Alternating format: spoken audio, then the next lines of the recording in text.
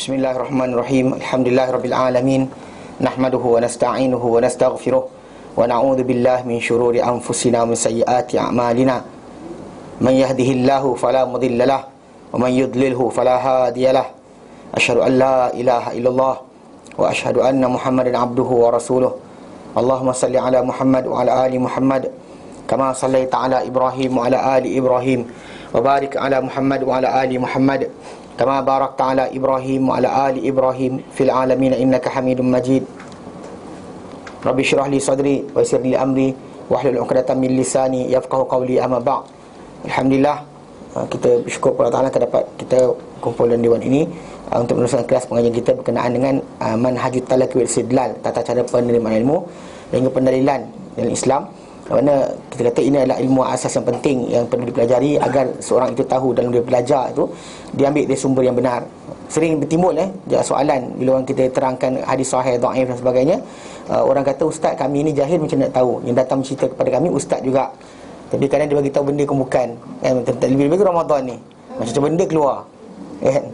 Datang dia ikut musim lah, ikut musim. Ada musim tertentu, siap datang hadis-hadis yang palsu. Jadi kita kata bila kita kata orang awam sekalipun, benda ni apa kita pelajari ini adalah benda asas sebenarnya. Mana maksudnya seorang tu kena tahu agar jangan tersilap faham atau tersalah faham, berdalil dengan dalil-dalil dan nas, ataupun salah mengambil cedok ilmu dari mana. Maka perlu dia tahu tata cara sebenar dalam belajar dalam Islam ini. Mana mengetahui wahyu Allah Ta'ala, bagaimana dia tahu perkara tersebut, perlu ditahu sumber-sumbernya. Baik, dan kita hari itu dalam bahagian, masih lagi dalam usul pertama, iaitu mengagungkan nas-nas syariah. Itu bagi usul untuk Ahlussunnah wal Jamaah dalam mereka menerima ilmu dan juga berdalil. Kita usul pertama mereka adalah mengagungkan nas. Mana bila dengar je firman Allah Ta'ala atau sabda Nabi SAW, mereka akan kata sami'na wa ata'na, mengagungkan nas syarak. Dan kita kata contoh terbaik untuk kita ambil dalam perkara ini adalah salafus salih, kerana mereka adalah golongan yang terbaik dalam menunjukkan cara tersebut. Dan kita kata usul pertama untuk mengetahui orang tu mengagungkan nas ketika tidak, bukan setakat lihat Quran, tak lihat sunnah dahulu. Pasal apa? Pasal bila berkenaan dengan orang-orang yang tersesat, terseleweng dari Islam, Quran mereka takkan tolak. Bila tolak Quran, kafir. Tolak Quran, confirm kafir. Tapi dia ambil apa? Yang nombor dua, sunnah. Sebab kita ambil contoh sebelum ni berkenaan dengan kata-kata para ulama, bagaimana para sahabat, tabi'in, tabi'in melihat satu perkara yang amat besar untuk menolak ataupun tidak menerima sabda Nabi SAW. Hatta yang terakhir kita baca itu bila mana Waqi' bin Jarrah bila mana beliau berkata, seorang lelaki ni dia kata isyar, mana ditandakan binatang yang nak disembelih itu ditandakan. So Waqi' bin Jarrah kata Rasulullah buat benda berkenaan. Seorang lelaki yang ada di situ yang ada sikit berfahaman dengan mazhabur ra'i, pendapat dia bergantung pada pendapat, bukan dalil sangat. Dan kita terangkan itu bahawa dia bukan kerana mereka sengaja, tapi kerana kedudukan mereka berada di Kufah, jauh daripada para sahabat Nabi SAW, telah membiasakan mereka dengan berhujah pakai akal lebih daripada mencari dalil. Sedangkan orang-orang di Madinah, kerana sahabat ramai, mereka cari dalil dahulu sebelum berfikir dengan akal. Dalil didahulukan sebelum akal. Okey. Kemudian jadi bila lelaki berkenaan kata Waqi' bin Jarrah kata Rasulullah membuat tanda pada binatang sembelihan dia. Lepas tu seorang lagi kata tapi dia sebut Abu Hanifah tak membenarkan. Lelaki duduk bersama dengan dia kata apa? Ibrahim An-Nakhai pun juga mengatakan tidak. Mana perbuatan isyar itu adalah muslah. Itu macam mencacatkan binatang sembelihan itu, dicacatkan lepas tu. Sedangkan kita tahu bahawa muslah ini adalah istilah yang diletakkan dalam oleh Rasulullah SAW untuk menghalau yang Nabi kenakan perbuatan orang yang dalam peperangan lepas bunuh musuh, potong hidung, belah dada, potong tangan, potong kaki. Dalam Islam tak ada benda tu. Siapa-siapa buat benda berkenaan itu bukan ajaran Islam. Jadi kita kata secara tak langsung itu yang muslah dipanggil. So bila lelaki berkenaan cuba nak oppose, lawan tolak kepada dia, mana lelaki Waqi' bin Jarrah, itu guru Imam Syafi'i, dia tolak balik perbuatan lelaki berkenaan dan dia kata apa? Dia kata aku kata daripada Rasulullah SAW, kan, kau kata daripada Ibrahim An-Nakhai, aku sebut qala Rasulullah SAW, kau kata berkata Ibrahim An-Nakhai. Mana setara dia kat situ? Lepas dia kata kau ni patut dikurung dan tak dikeluarkan sehingga kau berhenti dia kata-kata macam ni. Maksud dia ini marahnya golongan sahabat tabi'in berkenaan dengan tajuk penerimaan tentang sabda Nabi SAW. Okey. Kedua, ini kita sambung kedua, mendapatkan kepastian dalam melakukan sunnah. Ini ciri-ciri kedua salafus salih dalam mengagungkan nas. Dia agungkan nas bukan setakat kita kata gantung macam terang tu, bukan dengan gantung ayat Quran dekat rumah, bukan itu tanda kita mengagungkan nas. Agungkan nas adalah kepatuhan, penerimaan dan juga ketundukan kita terhadap apa yang datang. Bukannya dengan kita setakat sanjung, puji, tulis, cantikkan khat, kemudian letak tinta emas, bukan macam tu. Bukan itu cara dia. Dan kita terangkan kaedah para sahabat dalam tabi'in dan juga tabi'in mengagungkan nas. Pertama mereka akan mengagungkan sabda Nabi dahulu. Sabda Nabi itu dilihat mereka akan berjaga-jaga. Itu nampak melihat kita ahli sunnah. Kedua, mendapat kepastian dalam melakukan sunnah. Bila nak buat satu perkara sunnah, mereka kata benda sunnah, mereka akan dapat kepastian dahulu. Dia berbeza tajuk ni kerana dalam masyarakat kita kena diasingkan apa itu sunnah. Kalau sunnah dari segi masalah istilah ahli hadis, sifat Nabi pun sunnah. Maksudnya ni, apa-apa disandar pada Nabi SAW daripada kata-kata, perbuatan, perakuan, itu dikira dan satu lagi sifat. Mana baju dia warna apa, kening dia macam mana dan sebagainya, disandar pada Nabi SAW kisah hidup, dikatakan sebagai sunnah. Tapi di sisi ahli fiqh ataupun di sisi orang ulama yang mengkaji tentang hukum hakam, mereka hanya mengatakan sunnah tadi 3 saja. Mana apa-apa disandar pada Nabi SAW daripada kata-kata, perbuatan dan juga perakuan. Yang sifat tak masuk. Sebab apa sifat tak masuk? Sebab sifat tadi kalau kita apply sebagai sunnah, masalah.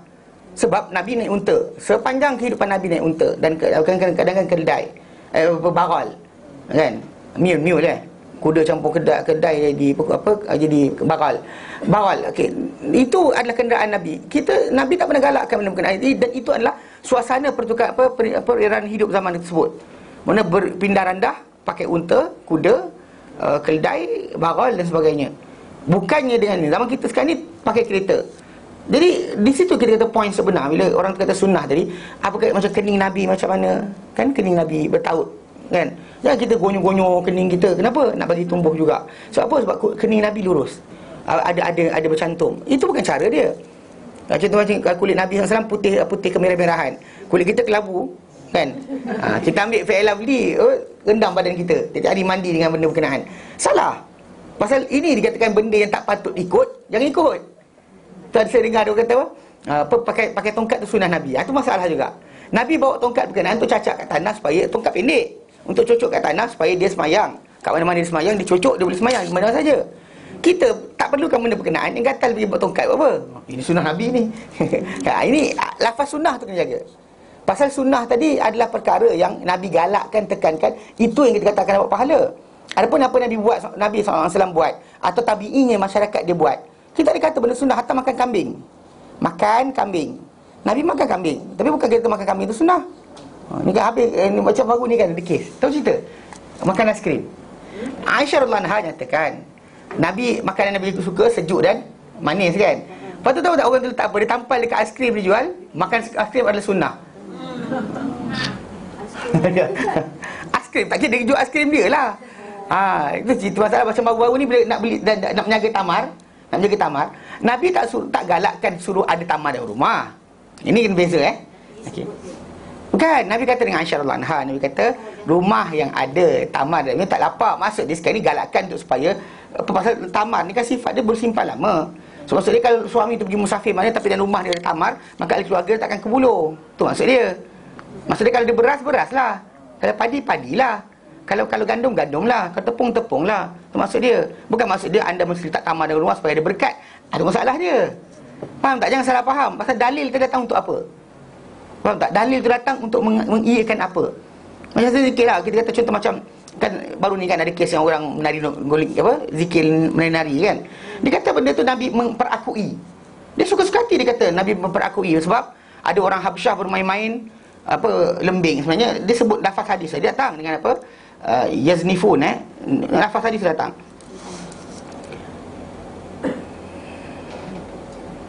Yarqusun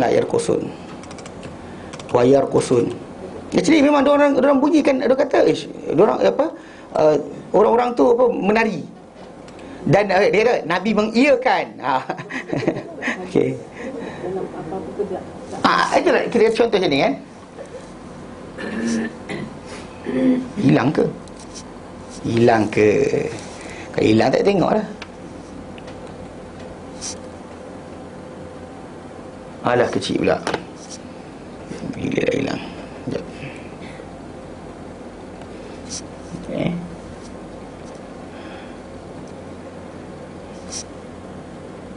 Okey, ada. Okay.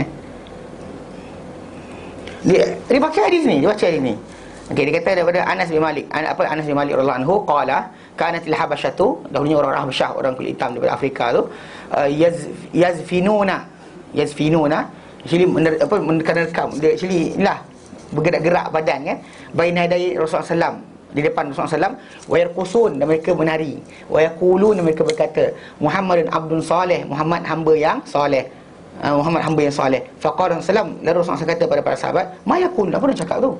Betul, qalu yaqulu Muhammad abdul salih, mereka berkata Muhammad abdul salih, Muhammad adalah hamba soleh. Okey, bila baca hadis ni saja orang kata apa? Maksud dia para sahabat dahulu, ada orang dari Habsyah suka menari depan Rasulullah sallam, macam menari-nari. Okey, hadis ni ini Anas punya riwayat.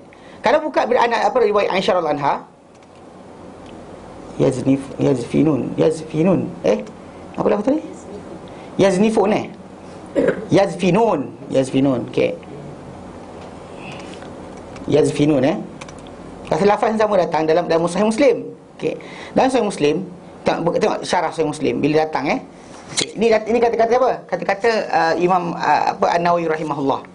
Tengok. Qauluha, kata-katanya itu Aisyah radhiyallahu anha, jaa habasyun, datang orang Habsyah, fa yazfinuna fi yaumi aidin. Mereka apa? Yazfinun itulah, mereka menari, iaitu fi yaumil aidin fi masjid, pada hari raya dalam masjid. Huwa, kalimah berkenaan yazfinun tu dengan fathah ya, lepas tu disukunkan zai dan dikasrahkan fa. Pada zaman dahulu memang kena bagi tahu, kata ni orang baca salah. Maksud dia Imam Ibn Hajar Asqalani, Imam Nawawi, dia bagi tahu kataan tu nak baca macam mana. Wa maknahu, makna dia yarqusun, mereka menari. Okey, tak. Okey, ustaz tu. Okey. Wa hamalahul ulama, dan telah membawa para ulama kalimah ni ala tawassubi bisilahihim, ke atas perbuatan menerkam dengan apa? Senjata mereka. Wala'ibihim bihirabihim, dan perbuatan mereka bermain-main dengan lembing-lembing mereka. Ala qaribin, yang di atas keadaan yang hampir, min hayati, daripada bentuk rupa, raqisin, orang yang menari. Mana bergerak dengan lembing tadi macam gaya menari, tapi bukannya kerana menari. Faham tak? Li'anna mu'zamur riwayat, kerana keseluruhan riwayat, innama fiha, hanyalah yang ada dalamnya, la'bihim bihirabihim, permainan mereka dengan apa? Dengan lembing-lembing atau tombak-tombak mereka. Fayata'awwalu hadhihi al-lafzatu ala muwafaqati sa'ir riwayat, maka ditakwilkan, dipindahkan pengertian menari tadi kepada keseluruhan pengertian yang lain. Yang Aisyah radhiyallahu anha tengok dengan para sahabat kan, dengan Rasulullah SAW kan, maksudnya bukannya mereka menari memuji Rasulullah melompat-lompat. Faham tak? Dia salah faham perbuatan mereka tadi, perakuan Nabi untuk dalam. Bahkan para ulama bila baca hadis ni dalam kitab Bukhari ke Muslim ke yang lain, diorang letakkan hadis ini dalam bab apa? Bab dibolehkan untuk bermain-main dengan lembing dan tombak pada hari raya. Faham tak? Jadi perakuan tadi bab apa? Perakuan bab itu. Tapi orang yang salah faham, dia baca, tengok Nabi perakui. Apa benda Nabi perakui? Kalau dia kata perbuatan menari-nari dalam keadaan happy, Muhammad Abdul Saleh kan, seronok tu. Kalau itulah yang digalakkan, maka para sahabat pun akan terjun sama. Betul tak? Para sahabat lagi sayang Rasulullah banding orang Habsyah yang datang. Para sahabat tak terjun. Itu sebab kenapa kena define. Kita faham dalil macam mana? Datang dalil tadi, hadis sahih. Tapi apa? Apa kita faham? Apa para ulama faham? Kita faham zaman kita sekarang ni datang keluar pelik-pelik tu. Pasal kadang-kadang kita tak boleh define sunnah tu apa. Faham tak? Mana satu sunnah? Mana kadang-kadang Nabi buat sekali, itu kan sunnah. Nabi buat sekali, itu kan sunnah. Contoh macam Nabi sekali-sekali buat, Nabi tak galakkan kita. Contoh makan kambing, Nabi makan kambing. Dan Nabi suka gigit per kambing. Gitu. Macam mana? Kencing unta tadi maksud dia Nabi buat benda sekali je. Bukan maksud dia tiap kali sakit cari unta minum kencing. Pasal para sahabat yang lain tak boleh lepas tu menjadi adat atau tabiat mereka minum air kencing unta lepas tu. Dia benda tu jadi kes kerana daripada kaum Uraniyin saja. Jadi kes sekali jadi kes. Diorang datang ke Madinah dan sakit perut, tak tahan cuaca Madinah. Itu jadi kes. Nabi SAW suruh mereka buat benda berkenaan. Tak, bukan galakkan. Betul tak ada pula semua orang kena beli air kencing, tak ada mudah bila peti air seorang. Kan? Ni apa tu? Air kencing unta Mekah kata. Oh tak best, unta Madinah lagi best. Ni tu. Jadi faham tak? Dia benda tu sekali je. Itu kita faham betul. Apa Nabi sarankan, galakkan, tekankan tu buat. Kadang-kadang orang tu beria buat benda contoh macam pakai jubah elok kan, jubah. Nabi pakai jubah. Pakai serban, dia janggut tak ada. Ya, saya. Okey. Jadi, dan bahkan hadis tu digunakan oleh para ulama menyatakan binatang yang boleh makan dagingnya tak najis dia punya apa secretion daripada badan dia. Berdasarkan hadis. Ya, saya. Berdasarkan hadis satu lagi pun ia juga macam Nabi benarkan untuk para sahabat apa solat di kandang di tempat ragut kambing. Kambing meragut kawasan tahi dia bersepah. Jadi kita kata Nabi benarkan solat di situ, maka menyebabkan itu pengertian yang difahami oleh mereka. Mana para ulama contohnya apa yang mengatakan binatang yang makan dagingnya apa-apa keluar daripada badan dia tak najis, itu dalil dia sebenarnya. Tapi anyway kena faham sekarang, galakkan ke tidak. Contoh macam Nabi pernah makan ikan paus. Ikan paus dia pernah makan. Bila ada sekumpulan para sahabat dan Nabi dalam hadis sahih Muslim. Mereka ni pergi keluar untuk satu tugasan, sampai di pantai berkenaan, diorang kehabisan bekalan. Tak ada makanan, tak ada sekian dah, takut nak mati dah. Tiba-tiba Allah tak jadikan besok paginya mereka tidur, besok paginya datang terdampar ikan paus yang besar. Mereka makan ikan paus berkenaan, duduk di situ makan. Besarnya ikan paus tadi, lubang mata tu lintas dengan unta, orang tu duduk ni lepas. Itu lubang mata dia saja. Lubang mata dia saja. Maksud dia besar tak besar. Sahabat tu makan sekian dan dikerikkan separuh bawa balik Madinah. Sampai di Madinah mereka cerita pada Rasulullah SAW. Mereka kata ada lagi tak bersama kamu? Dia kata ada. Nabi kata minta. Dia orang bagi, Nabi makan. Okey, dari di sini soalan, adakah sunnah makan ikan paus? 5 saat sekarang. Jangan salah faham. Pasal benda terjadi sekali, bukan Nabi kata tekankan mesti makan ikan paus. Jenuh kita gaduh dengan WWF kan, kehidupan dunia ni kan. Kita sibuk, ini sunnah Nabi SAW. Tak mati kau gaduh. Jepun pun sama gubuk kita. Orang Jepun makan ikan paus kan, kita makan ikan paus juga. Tak jenuh. Jadi sebenarnya itu sebab kena faham, define which one is sunnah. Pasal kalau kata benda tu Nabi buat pakai serban, ya Nabi berserban, ya jubah, tapi dia tak galakkan. Nabi rambut panjang, tapi Nabi tak galakkan rambut panjang. Tak ada kata berambut panjanglah kamu. Tak ada, Nabi tak pernah cakap pun. Menunjukkan bahawa benda-benda ni ada benda Nabi buat atas dasar baginda SAW buat pada zaman ini, Nabi tak galak pun. Maka janganlah kita force orang atau kata itu sunnah.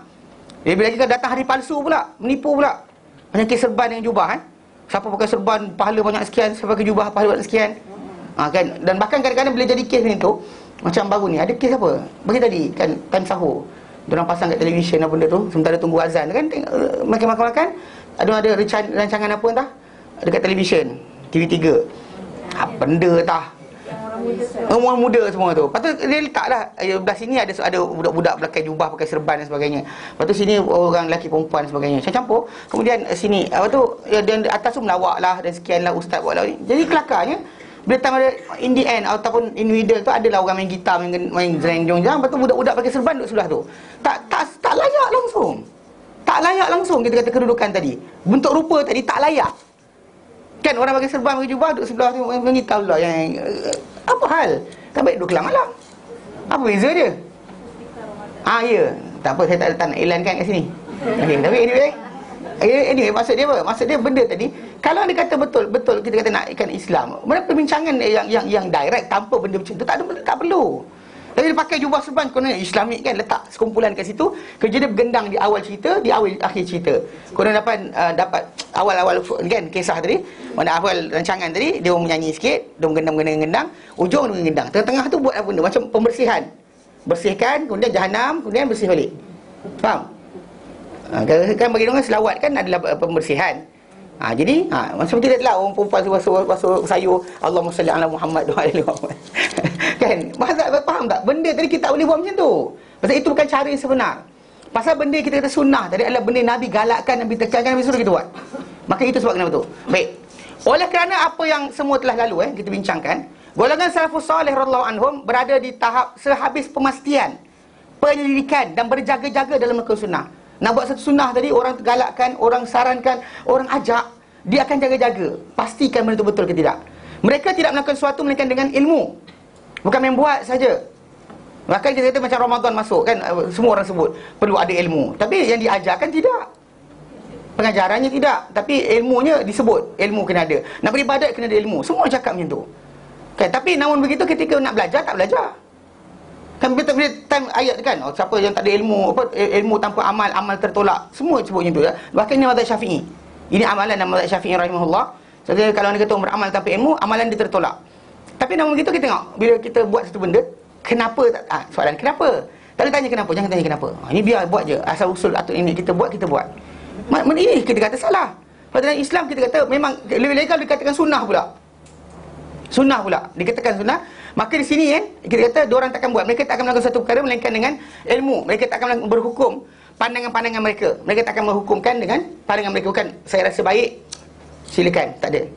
Saya berkata orang kita, saya rasa baik. Para sahabat tak macam tu. Tabi'in tak macam tu, tabi'in tak macam tu. Okay?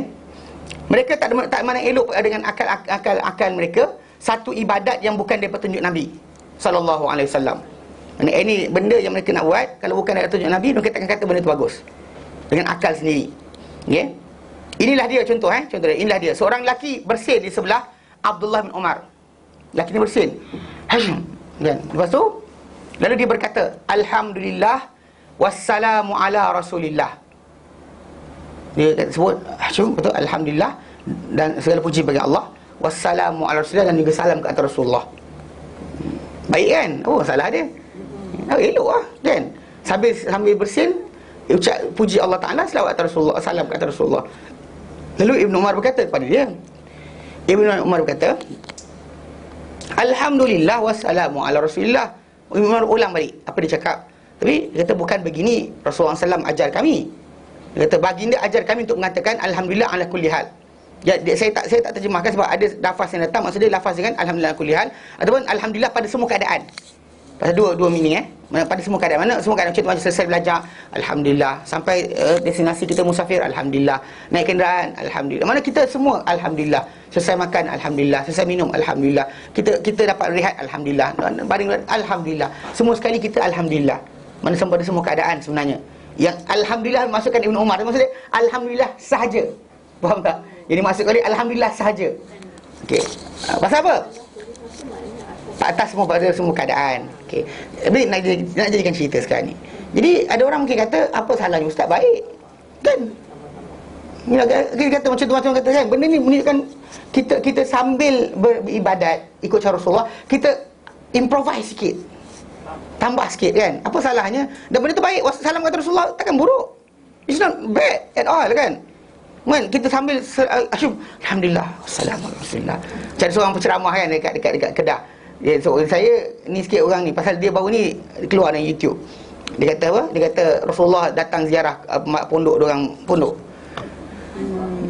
YouTube. Apa tak bukan tak Malaysia pula. Nanti siapa raja buka sendiri. Okey. Jadi kelakar pasal dia kata apa? Dia kata Rasulullah SAW ziarah pondok diorang, pasal seorang di antara anak pelajar pondok diorang ni bermimpi. Seorang lelaki datang naik tangga, tengok lelaki tu baju hijau, sekian pakai naik, lepas tu lelaki tu naik, lepas tu budak tu nangis dan sebagainya. Dia jadi kisah budak tu punya mimpi, dia jadikan kisah bahawa satu kawan pondok tu tadi telah diziarahi Rasulullah SAW. Jadi dia kata oleh kerana itu marilah kita bersama nyanyikan Ya Hana supaya berkat lagi di pondok kita. Apa hal kan? Macam buat lawak pula. Kan? Itu jadi kes dekat Siti Wangsa sekarang ni, diorang Ya Hana tu package. Kan nyanyi kat rumah boleh. 4 orang berapa bayaran, 5, 6 orang berapa bayaran, dia ada bayaran-bayaran dia. Benda tu package, tak tahu cerita. Sonok-sonok nyanyi, free ke? Siapa dia nyanyi free? Kan? Mana duit je. Ni benda mengarut. Kita dengan Allah Ta'ala tak ada siapa jadi perantara, tak ada orang jadi wakil. Rasulullah SAW sendiri pun tak minta duit daripada para sahabat. Kau tak, aku doa boleh bayar. Kalau Nabi buat macam tu mati. Kan? Yang kaya je dapat, yang miskin tak dapat benda. Nabi tak pernah ajar macam tu. Sebab para anbiya punya dakwah bukan macam tu. Pelik ni, diorang ni suka sangat. Tapi anyway, taklah kita kata bersin kan, bersin pasal yang penceramah ni perangai dia apa? Kalau siapa buka itu ada dia. Saya cakap sikit, Allahumma salli ala Muhammad. Saya rasanya kat Allahumma salli ala Muhammad. Agaknya kita akan pergi Allahumma salli ala Muhammad. Mungkin dia akan Allahumma salli ala. Sampai ada orang kata, oh, alangkah banyaknya ustaz ini berselawat ke atas Nabi. Kan sampaikan kita kata tak boleh kita takkan boleh sampai macam tahap dia. Apa sampai tahap dia? Tahap dia bukan sampai tahap para sahabat pun. Para sahabat tak buat macam tu. Okay, kenapa? Okay. Ibn Umar tegur budak lelaki ni, sedangkan benda tu baik. Kenapa? Sebab once kita buka ruang ni, dia takkan boleh tutup. Contoh, kalau kita kata ini tak ada masalah, dia Ibn Umar diamkan, Alhamdulillah, Kemudian Allahumma salli ala Muhammad wa ala ali Muhammad kama sallaita ala Ibrahim wa ala ali Ibrahim. Kita nak yarhamkallah ni tak ada lagi. Ya, okey, tak apa lagi. Lepas tu soalnya Hashim. Dia macam bismillah atau bismillah. Kan bila kita makan, kita kata samillah, sebut nama Allah je. Kan sebut nama bismillah dengan nama Allah. Tak ada Ar-Rahman Ar-Rahim, tak payah. Kenapa? Sebab once kita tambah, nanti ada orang Bismillah Azizil Qahar, Bismillah Azizil Jabbar, Bismillah. Lepas tu seorang datang Bismillahil huwallahul wahid ahad as-samad al-malik. Dia habis semua dia sebut asal sunnah. Tak ada baca, tak ada makan. Ikut akal kita ganas gila. Dia makan sekat Ar-Rahman Ar-Rahim je. Al-Malik Al-Quddus As-Salam Al-Mu'min Al-Muhaimin Al-Jabbar Al-Qahar, semua sampai As-Sabur. Dia sebut dulu tu baru Allah makan. Kita ikut akal kita baguslah, tapi dah mengarut dah. Sebab Ibn Umar dia sebab apa dia sekat. Tahu tak? Bila orang tu buat, okey, sadar seorang ni last sekali apa? Dia bersin, hacum. Alhamdulillahirabbil alamin, arrahmanir rahim, maliki yaumiddin, iyyaka na'budu wa iyyaka nasta'in. Setiap kali bersin baca Fatihah. Tak pening kepala kita. Jadi itu sebab kenapa jangan buka. Faham tak? Jangan buka. Janganlah buka. Buka sekali buka saja, takkan berhenti tutup. Tak ada siapa boleh tutup lepas tu. Once kita kata ini okey, yang dia buat dia okey kan, orang ketiga buat kita dah kata tidak, orang keempat buat kita kata tidak. Tak boleh kata tidak langsung. Tu kita kata ruang ni dalam Islam. Kenapa Ibnu Umar yang kita kata perangai dia kan, kita ketahui dia ni suka perangai dia apa. Kadang-kadang dia pergi satu tempat tu solat. Petang tanya, kenapa kau solat? Aku nampak dia solat di sini. Dia pergi jalan satu jalan tu, ikut laluan situ. Kenapa kau ikut sini? Aku nampak Nabi berjalan di sini. Ibnu Umar macam tu. Tapi bila tengok apa berlaku bila lelaki ni bersin ni dalam Kitabul Adab, dalam Sunan Tirmizi, dia bersin sebelah Ibnu Umar dan dia kata alhamdulillah wassalamu rasulullah. Ibnu Umar sekat dia dan ajar dia yang betul. Sebab apa ajar yang betul? Sebab bimbang budak ni nanti. Hari ni ya dia, besok anak dia tambah pula, betul, dosa cucu dia bertambah pula. Sama-sama kita ni sedepa dah. Sekali bersin tu bukan sekat alhamdulillah je, hajum kan, baca Fatihah straight. Tak jenuh. Kan masalah lah macam ni. Sebab kenapa kita kata ini dalam Islam, jangan buka pintu ni. Jangan buka. Sebab apa? Melakukan sunnah, kebaikan tadi. Pasal kebaikan ikut akal, kebaikan ikut syarak berbeza. Faham Kebaikan ikut akal, kebaikan ikut syarak berbeza. Contoh kita sebut jihad. Jihad dalam sudut Islam, jihad dengan harta, dengan sekian. Tapi para sahabat Nabi SAW, interpretasi mereka nyata. Sebab bila mana ada orang yang datang jumpa Rasulullah SAW ketika Rasulullah hidup dahulu, dan sunat dalam Sahih Muslim, datang seorang lelaki, nama dia Hisham bin Sa'ad Hisham bin Sa'ad. Dia ni Sa'ad bin Hisham bin Amir, nama dia lelaki ni. Dia tabi'in, tak jumpa Nabi SAW, tapi dia nak berjihad. Alasan dia berjihad bagus, kita kata ikut akal kita baguslah. Dan apa dia buat? Dia cerai bini dia. Cerai bini dia siap-siap pergi ke Madinah, nak jual tanah di situ, ambil harta, nak beli senjata dan juga peralatan serta kenderaan untuk lawan Rom sampai mati. Ikut akal kita, wah bagus ni orang ni kan, mujahadah diri kan, cerai bini sebagainya supaya bini mudah nak kahwin orang lain contohnya kan. Maksud dia cerai siap-siap, tak payah sedih. Kalau dia mati nanti tak ada macam sedih kan, tak payah sedih dah tahu dah mati siap-siap, dah cerai siap-siap, dia kahwin baru, tak sedih macam tu kan. Ikut akal macam bagus. Tapi dia sampai ke Madinah, bila nak jual, orang-orang Madinah larang dia. Dan orang Madinah kata dahulu ada orang, 6 orang, sekumpulan manusia 6 orang nak buat macam kau buat. Jumpa Rasulullah SAW, lalu mereka berkata, Rasulullah kami nak buat sekian. Nabi kata apa? Alaisa lakum fiyya uswah, tidak adakah untuk kamu pada diriku ni sebarang tauladan? Maksudnya kau nak syurga, kau nak syurga, aku ni bukan tauladan kamu ke? Soalan ni kita kata, kalau ni kata bukan Rasulullah ikutan kita dan mengejar syurga Allah Ta'ala, siapa lagi? Siapa lagi? Kan maksudnya kalau bukan aku, siapa lagi? Nabi tanya. Kata apa yang aku buat tak ada. Pasal perbuatan Nabi SAW yang Nabi buat, itu ditiru oleh Abu Bakar, Umar, Osman, Ali, Abdul Rahman Auf, sahabat-sahabat yang diberitakan syurga untuk mereka ni, seorang pun tak buat kerja macam tu. Menunjukkan bahawa tak ada improvisation dalam masalah apa? Masalah syariat. Dari ibadah tadi kita umum, jihad boleh macam-macam, tapi ketika jihad mereka nak buat sampai tahap macam tadi, Nabi sekat. Lelaki tersebut, Sa'ad bin Hisham bin Amir tu, dia buat apa? Dia pun lepas dengar cerita berkenaan, dia pun kata dengan orang yang nasihat dia, saksikanlah aku rujuk balik bini aku, dia kata. Sebab dia ceraikan bini dia kerana dia menyangka itu cara terbaik untuk dia berjihad, putuskan semua connection dengan dunia. Kalau tak cerai, actually betul berlaku para sahabat pergi berjihad, tak macam tu. Mereka tak buat macam tu pun. Tak ada jual harta, tinggalkan dunia ni untuk pergi, tak ada. Tunggu benda tadi, kalau ada kata arahan kerajaan, baru keluar. Bukannya keluar suka hati dia. Itu kan jihad nama dia. Itu tak faham nama dia. Kan? Itu sebab kenapa Nabi sekat. Sekatan Nabi ke atas dia tadi menunjukkan apa? Benda ikut akal belum tentu lagi baik. Kan baik di sisi akal anda, belum baik di sisi syarak. Pasal Islam ni dipahami dengan syarak, bukannya dengan akal. Akal kita menterjemahkan apa pengertian syarak. Bukannya maksudnya akal kita menjadi pemutus pada apa yang syarak kehendaki. Tak. Maksud faham tak? Jadi benda tu ikut akal kita baik. Kan? Orang tu berkorban segala-galanya, tapi ikut Rasulullah SAW kata apa? Alaysa lakum fiyya uswah. Tidak adakah untuk kamu pada diriku sebarang tauladan? Tak ada tauladan ke? Mana sepanjang aku tunjukkan kau tak tahu ke apa benda cara ke syurga? Maksud dia. Dan lelaki berkenaan Sa'd bin Syamil Amir ni, bila ditegur macam tu oleh orang-orang Madinah, dia pun tanya orang Madinah, pergi dia Ibnu Abbas untuk tanya tentang solat malam Rasulullah. Solat malam Rasulullah SAW. Lepas tu apa Ibnu Abbas kata, pergi tanya Aisyah. Aisyah lebih tahu. Dia pergi jumpa Aisyah radhiyallahu anha untuk tanya berkenaan solat malam Nabi macam mana. Dan hadis ini datang dalam Sahih Muslim dalam bab salatul lail, solat malam. Sifat solat malam Nabi SAW. Tapi kita nak fahamkan sekarang, maksud dia berpindah daripada cara salah, cari cara betul untuk mendekatkan diri kepada Allah Ta'ala, ikut cara Rasulullah SAW. Faham tak? Kerana kita nak jihad, tunggu benda tu seruan kerajaan dia, seruan pemerintah. Bukannya jihad suka hati, geram-geram pergi sendiri, tak ada. Dia pergi dengan keadaan macam tu. Faham tak? Membentuk itu yang kita kata, maksud dia jangan kita improvise dalam masalah syariat. Berhenti pada batasan dia, berhenti pada kedudukan dia. Itu sebab kenapa Ibn Umar tegur lelaki berkenaan. Sebab apa? Once buka ruang ni, dia tak akan berhenti dah. Everybody akan datangkan dengan cara masing-masing. Jelas? Okey. Daripada Ibn Juraij, bahawa Tawus bin Kaisan Al-Yamani, dia ni anak murid daripada Ibn Abbas radhiyallahu anhu. Tawus ni telah memberitahu beliau. Mana apa Ibn Juraij dapat cerita daripada Tawus. Tawus kata bahawa dia Tawus ni telah menanyakan Ibn Abbas mengenai solat, mengenai 2 rakaat lepas asar. Solat 2 rakaat lepas asar lah. Masa lepas asar, sembahyang 2 rakaat lepas tu. Lalu beliau Ibn Abbas telah melarang Tawus daripada melakukannya. Telah melarang Tawus daripada buat benda berkenaan. Mana maksud dia Tawus kata, ini guru dia kata solat lepas asar 2 rakaat. Lalu Ibn Abbas larang, tak benarkan, tidak benarkan, dan larang dia lakukannya. Tawus berkata pula, maka aku katakan kepada beliau, kata kepada Ibn Abbas, aku tidak akan meninggalkannya. Aku tak akan tinggalkan solat 2 rakaat lepas asar yang aku dah buat. Maksud dia, mungkin sebelum dia dah buat, dia tak nak tinggalkan. Lalu bila tanya Ibn Abbas, dia kata tinggalkan. Dia kata tak nak tinggalkan. Maka Ibn Abbas kata apa? Dia baca Al-Quran. Surah Ahzab 26. A'udzubillahi minasyaitanir rajim. Ya? Bukan Al-Ahzab 26, ayat lain.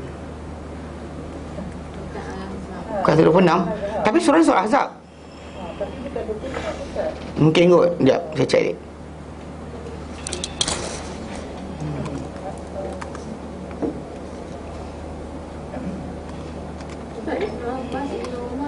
Sahabat ke tabi'in? Sahabat. Anak ini 36. 36 tambah 10. Ya, yang Arabnya ada. Yang Melayu ni salah. Yang Arab je betul. 36. Yang tu dekat ayat Quran tu betul. 36. Yang bawah salah. Betul kan? A'udzubillahi minasyaitanirrajim. Ibn Abbas kata pada lelaki berkenaan, pada Tawus. Dia mana Ibn Abbas tak jawab, kata dia bila Tawus lawan balik, Ibn Abbas suruh baca Al-Quran. Kata, "Wa ma kana lil mu'minin wala mu'minatin." Dan tidak adalah untuk lelaki beriman dan tidak juga wanita beriman, idza qadallahu wa rasuluhu amran, bila menetapkan atau memutuskan Allah dan juga Rasulnya satu-satu perkara, bahawa tak boleh ada apa? An yakuna lahumul khiyaratu min amri, bahawa ada di sisi mereka satu pilihan lain selain dari sisi dari kehendak mereka sendiri. Tak boleh ada cakap yang tu. Maksudnya kalau tak ada tentukan satu perkara, Rasul tentukan perkara, maka orang beriman lelaki, orang beriman wanita tak boleh ada pada diri dia option yang ketiga. Option satu lagi. Alternatif tak ada alternatif. Wa man ya'sillahu wa rasulahu faqad dhalla dhalalan mubina. Dan siapa yang mengingkari Allah Taala, menderhaki Allah Taala dan Rasulnya, maka dia telah sesat dengan sesat yang nyata. Nah, ini kata-kata Ibn Abbas kepada Tawus, nak terang pada dia benda tu tak boleh buat. Maka itu yang dikatakan oleh Ibn Abbas. Dia baca Quran je. Menunjukkan bahawa dalam perkara tersebut, walaupun orang tu kata benda baik, tapi walaupun kita kata benda tersebut tidaklah patut dibuat. Dan menyamai ini bahawa Sa'id bin Musayyab, ini tabi'in, tabi'in. Yang orang saya Musayyab ni antara tabi'in yang kita baca dalam sirah. Umar kata kalau sekiranya Rasulullah nampak budak lelaki ni, pasti Rasulullah suka dia. Suka pasal dia ni warak dan sebagainya. Tengok, Sa'id bin Musayyab dalam melihat seorang lelaki solat selepas terbit fajar. Lepas terbit matahari, fajar, mana lepas solat subuh lah. Dia solat lebih dari 2 rakaat. Mana solat subuh, kan kita kata paling banyak yang ada lepas terbit fajar 2 rakaat sebelum subuh, lepas tu solat subuh dah habis. Tak ada lain dah. Okey. Tapi lelaki ni banyak, dan dia memperbanyakkan dalamnya rukuk dan sujud. Banyak rukuk, banyak sujud ketika solat berkenaan. Dia banyak rukuk, banyak sujud. Mana banyak dia buat ibadat, dia solat, lepas tu solat, lepas solat. Lepas daripada solat subuh, dia solat lagi. Okey. Lalu beliau, itu Sa'id bin Musayyab, telah melarang lelaki tersebut. Lalu dia berkata, lelaki tersebut pun lawan balik. Dia menjawab, dia kata apa? Wahai Abu Muhammad, Abu Muhammad, dia kata, Allah akan mengazab aku kerana solat. Kan? Takkan Allah Ta'ala nak seksa aku kerana solat? Aku solat. Takkan solat ni kan baik. Takkan Allah Ta'ala akan hukum kita kerana solat ni. Jadi macam seorang kata, takkan Allah Ta'ala kita nak solat, nak hukum kita kerana kita bernasyid. Kalau ini soalan yang kita kata, kalau dia kata benda ni boleh apply kepada lelaki tersebut, dikatakan oleh Sa'id bin Musayyab, lelaki tu kata apa? Ini solat lagi tinggi, lagi hebat daripada apa? Daripada selawat, daripada sebagainya. Dia kata apa? Takkan Allah Ta'ala akan mengazab aku. Allah akan mengazab aku. Dia kata Allah akan mengazab aku kerana solat ke? Akan solat ke? Aku solat ni kena azab ke? Kena solat. Maka beliau, itu Sa'id bin Musayyab berkata, tidak. Ya, tidak. Mana maksud dia? Tidak, Allah Ta'ala akan mengazab kerana solat. Tetapi dia akan mengazab engkau kerana apa? Menyalahi sunnah. Dan Nabi beritahu jangan solat. Nabi kata solatul fajr rakaatan. Solat fajar tu 2 rakaat je. Datang dia bantai banyak. Walaupun dia nak kebaikan, tapi bukan cara, ikut akal dia. Pasal ini syarak. Dalam keadaan ni tu Ibn Umar Sa'id bin Musayyab kata, Allah Ta'ala tak akan azab kerana solat, tapi Allah Ta'ala akan azab kerana apa? Menyalahi sunnah. Pasal Rasulullah diutuskan untuk ditaati. Rasulullah diutuskan untuk ditaati. Kalau kita kata Rasulullah SAW datang tak ditaati, apa guna dia datang sebagai Rasulullah? Kalau untuk kenalkan kita satu benda je. Tak, dia datang untuk ditaati. Daripada sudut yang kita kata dahulu, kita teraskan akidah, ibadah dan juga akhlak. Masalah muamalah tu terbuka untuk kita. Cara nak tanam pokok ke, nak buat tapai macam mana ke, jangan datang khurafat sudah. Kan buat tapai kan, suruk-suruknya senyap je, kan, tak bercakap, kan, macam-macam lah. Dia kata suruk. Sebenarnya dia kata suruk sebab apa? Sebab saya tanya kawan saya kata apa?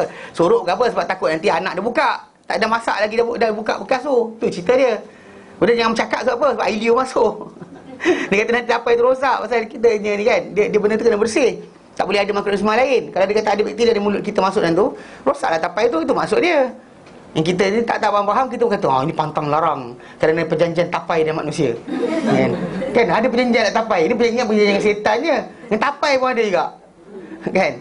Siapa kata kan? Mana ada perjanjian dengan tapai? Ada perjanjian dengan tapai. Kan? Tapi problem sekarang masyarakat kita dia tak faham. Pasal benda ni simple je. It's so simple. Pasal bila benda tu tak dibuat oleh para sahabat Nabi SAW, maka benda tak perlu kita buat. Pasal mereka orang paling pemastian dalam melakukan sunnah. Kalau kita kata benda tu kebaikan, mereka akan laksanakan. Tu Ibnu Katsir kata apa? Lau kana khairan sabaquna ilaih. Kalau benda tu baik, para sahabat akan mendahului kita pada perkara tersebut. Dia akan awal lagi sampai pada perkara tadi. Sebab kenapa kita jangan sampai kita zaman kita sekarang ni macam kan saya terangkan itu. Asal budak. Saya marah dia. Pasal dia kata apa?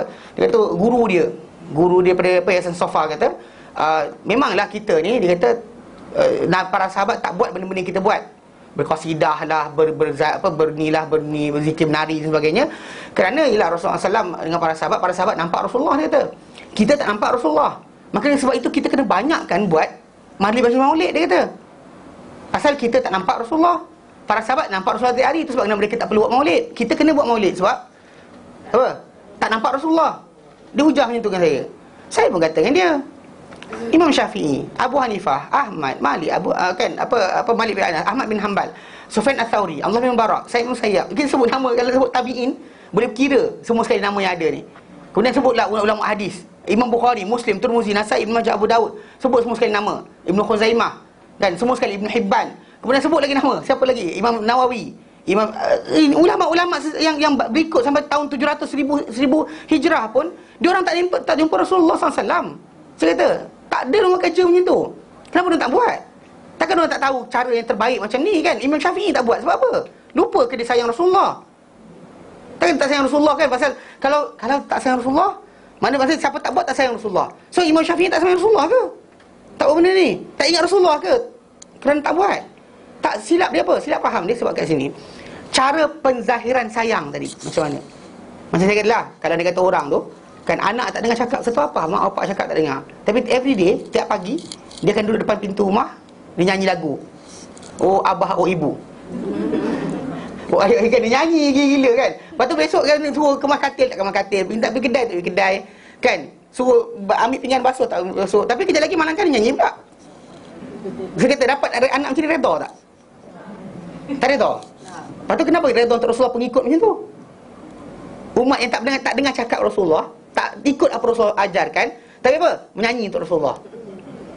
Takkan kot. Saya kata tak logik langsung. Dia diam lepas tu. Dia kata tapi pakcik, lepas dia pangkat asal dia, saya marah tak apalah. Tapi anyway, kisah tadi masa dia salah faham.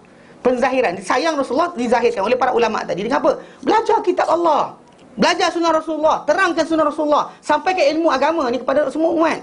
Mana amalkan dan juga hantar balik, ajarkan, sebarkan maklumat tentang Islam ni kepada semua. Itu cara mereka tu, sebab mereka habiskan waktu mereka dengan apa? Dengan Islam, dengan ilmu-ilmu Islam. Itu cara para sahabat, tabi'in hidup mereka macam tu. Kita ni masalah. Kan masa kita untuk sunnah Rasulullah sikit. Nak belajar Rasulullah sunnah pun sikit. Kan sekali-sekali ada Sahih Muslim, adalah kan. Dia Solihin buka pun ramai. Lepas tu nanti berapa hilang pula. Kan? Dia actually hype. Dia kelas baru hype, tengok ustaz dia mengajar best tak. Kan? Kadang-kadang bukan macam tu. Dia sini cerita dia. Okay. Kadang-kadang kita ni ada kadang-kadang tu ustaz tu tak suka buat lawak. Kan? Janganlah tunggu suruh dia buat lawak. Kan ustaz tu pelawak kan. Dia bukan entertainer. You come to this class bukan nak cari hiburan tau. Bagi apa tu. Kan? Faham? Dia bukan cara dia. Pasal kadang-kadang ada orang tu silap faham. Dia ingatkan bahawa entertainment. Bukan. Pasal Islam ni ada sungguh. Mana dia bukan benda gurauan. Ini berkaitan syurga neraka kita. Bahaya. Kan? Benda bahaya. Benda kita silap sikit je habis terkeluar kita. So kenapa kena faham betul-betul? Pasal kadang-kadang kita katakan macam kami di tanah Arab kan. Bukan semua guru tu mengajar kita ni. Ada guru tu mengajar tanpa benda tak. Dia macam cakap keras je. Wa fi dzalika, dia serik je suara dia. Kan? Dia baca macam tu. Kita macam asal ustaz macam ni kan, ngantuk pun ada dan sebagainya. Tapi tunggu, sabar. Tak usah lari. Bukan kerja kita lah, asyik lari je. Kan bila ustaz macam tu sikit lari. Sikit lari. Lepas tu nanti bila boring sikit datang balik. Dia lari. Apa hal kan? Belajar tu kena sabar, tunggu. Barulah berkat ilmu tu. Ni kita ambil berkat cium kaki apa, cium tangan guru. Bukan kerja macam tu. Kan? Salam cium guru, tangan guru. Jadi berkat. Tak, bukan macam tu. Keberkatan diperolehi dengan apa? Dengan kesabaran kita menanti ilmu berkenaan. Allah Ta'ala beri keberkatan kepada kita. Tu sebab belajar bahasa Arab dan sebagainya, jangan lari. Ni asyik lari je, lepas tu mulus best. Lepas tu, alamak, lari lah. Susah lah. Jangan lari, tunggu dulu. Kami dulu belajar bahasa Arab ni, kami pelajar saya sendiri. Belajar, kalau kata bukan kena paksa, saya tak belajar. Saya cakap kisah satu benda je, saya tak kerti balik daripada Pudu Raya kena buang ampang. Tu je sebab saya tak balik. Kalau saya reti lama dah saya balik. Kan, kes tu je. Pasal daripada Perak tu, naik bas reti naik kat mana. Nak beli tiket pun tak pandai. Itu gatal duduk belakang rumah je laga Faida. Dia macam ni lah. Kan tak reti muamalah dengan orang. Dulu pergi KFC pun kena kawal saya seorang. Dia kena tolong awak dia pergi beli baru boleh makan. Kalau tidak kita pergi kan orang kata kenapa kan dia cakap Inggeris pula. Kita terganga. Dia cakap apa dan sekali tak beli barang. Budak-budak kan tahu. Jadi itu cerita dia. Memang ketika masuk kelas ustaz tulis kat papan hitam kan, baca dia kata. Kita baca. Tak faham apa benda ustaz tulis. Tapi duduk je lah. Duduk je. Dia tunggu. Ni tak terhenti nak tunggu. Kan rasa macam lari lah ustaz ni tak best dia kata. Lari lah ustaz ni garang. Ustaz ni cakap saya kena kepala aku je. Itu salah juga. Apa hal kan? Relax lah. Kadang-kadang pun tak sengaja. Bukan kita sengaja macam jumpa ni, aku nak kena kat pakcik tu hari ni. Tak ada kerja lain ke? Dan kepala dia banyak lagi benda lain tu tak? Kan? Faham tak? Jadi kadang-kadang kita kena belajar, buka diri kita apa, maksudnya terima. Belajar, tunggu, sabar. Okay. Itu sebab kenapa kita kata sunnah Nabi SAW ni, kita kata kita ketahui dan pelajari. Itu cara kita tahu itu sunnah. So, para sahabat tabi'in, dia tegur orang bila buat benda tu, kata benda ni baik. Dia kata bukan macam tu. Bukan macam tu. Dia tegur cepat-cepat. Sebab dia memang kalau dia buka, benda tu akan merebak. Dan once kita buka pintu tadi, dia tak akan berhenti dah. Biasa tak kat Malaysia tu kan, mula tukar sidah, rotip haddad, kemudian rotip atas, ni rotip sekian, kemudian masuk gendang, gogang, kemudian masuk sekian, lepas tu nari pula. Orang tak tahu biasa-biasa apa dia buat tak tahu. Lepas tu actually once kita buka pintu tadi, kalau tak baik apa salahnya je, tak ada berhenti, tak akan berhenti lah. Dia tak akan berhenti, dia tak akan stop situ. Tu bahaya dia. Tadi sunat niat puasa dah jadi lagu. Niat puasa lagi lagu. Akak tengok tak saya tengok. Tak ingat. Masa macam ni gitu kan. Yang dia cili ya. Pertama niat puasa cakap bahasa Melayu je boleh, apa masalah dia? Kan? Nawaitu sawma qadin an ada ifar di syahr Ramadan hadis lillahi ta'ala. Kenapa? Cakap ya Allah aku nak puasa besok hari kerana saya tahu cerita dia sekarang ni sebenarnya benda tak perlu dalam bahasa Arab. Kalau baca bahasa Arab tak faham bahasa Melayu, anda tak sah puasa, tahu tak? Yang perlu adalah anda letak iktikadkan diri anda ingin berpuasa hari ini, besok kan, masuk besok tadi pasal apa? Ketika waktu malam. Dan malam bila? Bukan ketika waktu sahur tu. Ketika mana? Start daripada malam tu. Lepas maghrib dia dah boleh start dah. Mana besok nak puasa lagi? Kerana apa? Bulan Ramadan. Kerana apa? Kerana Allah Ta'ala. Dah habis. Itu je. Ini perlu sawar tu, sawar ada ifar di syahri Ramadan. Kan apa hal? Kenapa? Kan? Itu kan sunnah. Sunnah tadi bukan macam tu. Sunnahnya adalah kita ingatkan diri kita besok kita nak berpuasa. Kan? Itu dia. Ingatkan diri kita, aku nak puasa. Dan apa? Kerana Allah Ta'ala. Bukan sebab segan. Kalau dia kata tak ada orang tahu, aku buka tapi malu ni. Itu macam tu, kadang-kadang ada juga orang macam tu. So betulkan niat anda tu maksud dia. Lillahi Ta'ala. Kerana Allah, aku buat ni kerana Allah Ta'ala. Bukan kerana sekian, bukan kerana sekian. Okay, faham Memang perbuatan tadi memestikan benda tersebut bid'ah. Memestikan. Lafaz tadi, memestikan dia adalah bid'ah. Memestikan niat solat adalah bid'ah. Memestikan. Usalli, memestikan. Kalau orang tu nak cakap ni, aku semayang fardu maghrib 3 rakaat, cakaplah, masalah untuk bantu hati dia yang lari. Itu tajuk lain. Kan? Itu tajuk lain. Tapi kalau kita memestikan, yes, bid'ah, confirm bid'ah. Tak cakap tak sah. Siapa kata tak cakap tak sah? Kau maksud dia benda tu, dia actually ada niat yang kita kata yang berihram Nabi SAW dengan para sahabat. Nabi nak ajar mereka. Mana dia itu saja satu niat yang Nabi sebut dengan kuat. Yang lain semua Nabi tak pernah sebut dengan kuat. Untuk ajar para sahabat kan, lepas maghrib ke lepas isyak ke, tak ada pun. Faham? Konsep dia sekarang maksudnya sunnah itu bukan ikut akal kita. Itu je. Kalau kita nampak baik sekalipun belum tentu sunnah lagi. Tak ada nas hadis Nabi bukan sunnah, bukan kebaikan yang perlu dibuat. Bahkan lebih lagi kalau sekiranya tajuk apa? Akidah, ibadah, akhlak. Confirm tak boleh. Okay? Baik, sambung lagi. Seorang lelaki telah berkata kepada Imam Malik bin Anas. Imam Malik bin Anas ni Imam Madzhab Maliki lah, guru Imam Syafi'i rahimahullah, pengarang kitab Muwatta' Malik. Okay. Lelaki tersebut berkata, wahai Abu Abdillah, ini gelaran lah, kunyah wahai Abu Abdillah, dari manakah aku berihram? Aku nak kena ihram dari mana? Aku nak kena ihram dari mana? Dia tanya Imam Malik tinggal di Madinah. So jadi lelaki tanya Imam Malik, dari manakah aku kena berihram? Imam Malik berkata, dari Zulhulaifah. Daripada dari mana berihramnya Rasulullah sallallahu alaihi wasallam. Rasul berihram di Zulhulaifah, engkau kena berihram di situ. Lepas tu lelaki berkata apa? Lelaki berkata, aku ingin berihram dari masjid di sisi kubur. Maksudnya kubur Rasulullah SAW, aku nak start dari situ ihram aku. Lepas tu beliau berkata, Imam Malik kata, jangan lakukan, kerana aku bimbang terhadap engkau fitnah terhadap engkau. Aku bimbang engkau kena fitnah, engkau akan diberikan bala oleh Allah Ta'ala. Tu dia kata apa? Fitnah manakah pula dalam perkara ini? Ia hanya beberapa batu aku lebihkan. Aku cuma exit sebelum daripada Zulhulaifah tu beberapa batu sahaja. Takkan kena bala pula. Kan? Takkan kena bala, dia kata. Macam tu takkan kena bala. Dia kata takkan setakat beberapa batu kita ke depan. Pasal Zulhulaifah dengan Masjid Nabi bukan jauh sangat sebenarnya. Beberapa batu saja. So dia kata takkanlah melebihkan beberapa batu. Mana maksud dia Nabi berihram di situ. Dia ihram daripada sini. Takkanlah melebihkan beberapa batu saja menjadi masalah. Kan takkan pula ni kan apa akan jadi masalah, hanya beberapa batu je. Lepas tu beliau itu Imam Malik pun berkata, fitnah atau bala manakah lebih besar berbanding engkau melihat bahawa engkau telah mendahului pada satu kebaikan yang terlalai daripada Nabi Rasulullah SAW. Apakah bala lebih besar? Lebih berbanding engkau rasa Rasulullah terlupa nak buat, engkau jumpa. You found it. Rasulullah terlepas, engkau dah dapat tahu. Pasal benda macam ni kita kata telah dalam sejarah umat Islam dah jadi kes. Bila ada orang tu rasa dia dapat tahu benda awal daripada Rasulullah SAW, Rasul terlepas, tak bagi tahu, dia dapat tahu Asia. Jadi kes contoh macam berlaku pada apa? Pengasas kepada ni Kod 19 Rashad Khalifah. Dia asalnya ada sijil daripada Azhar, ditarik balik. Dan dia sebenarnya ketika kes yang berlaku, dia rasakan diri dia tahu benda yang dia tahu matematik, dia ada komputer. Kemudian dia buat kiraan ayat Quran, huruf berapa banyak, jumlah sekian berapa banyak. So in the end tak, dia rasakan dia telah sampai pada benda yang baru yang Nabi tak sampai. Dan in the end dia kata apa? Dia Nabi. Dia mengaku dia Nabi. In the end dia mengaku dia Nabi. Dan dia punya, Nabi SAW punya mukjizat Al-Quran, dia punya mukjizat Kod 19. Mana numbers dalam Quran tu. So dia ambil nombor 19, dia kali tolak bahagi ayat sekian punya kedudukan atau nombor atau huruf, maka dapat jawapan. Angka tu mungkin ada berkaitan dengan tarikh, berkaitan dengan sekian dan sekian.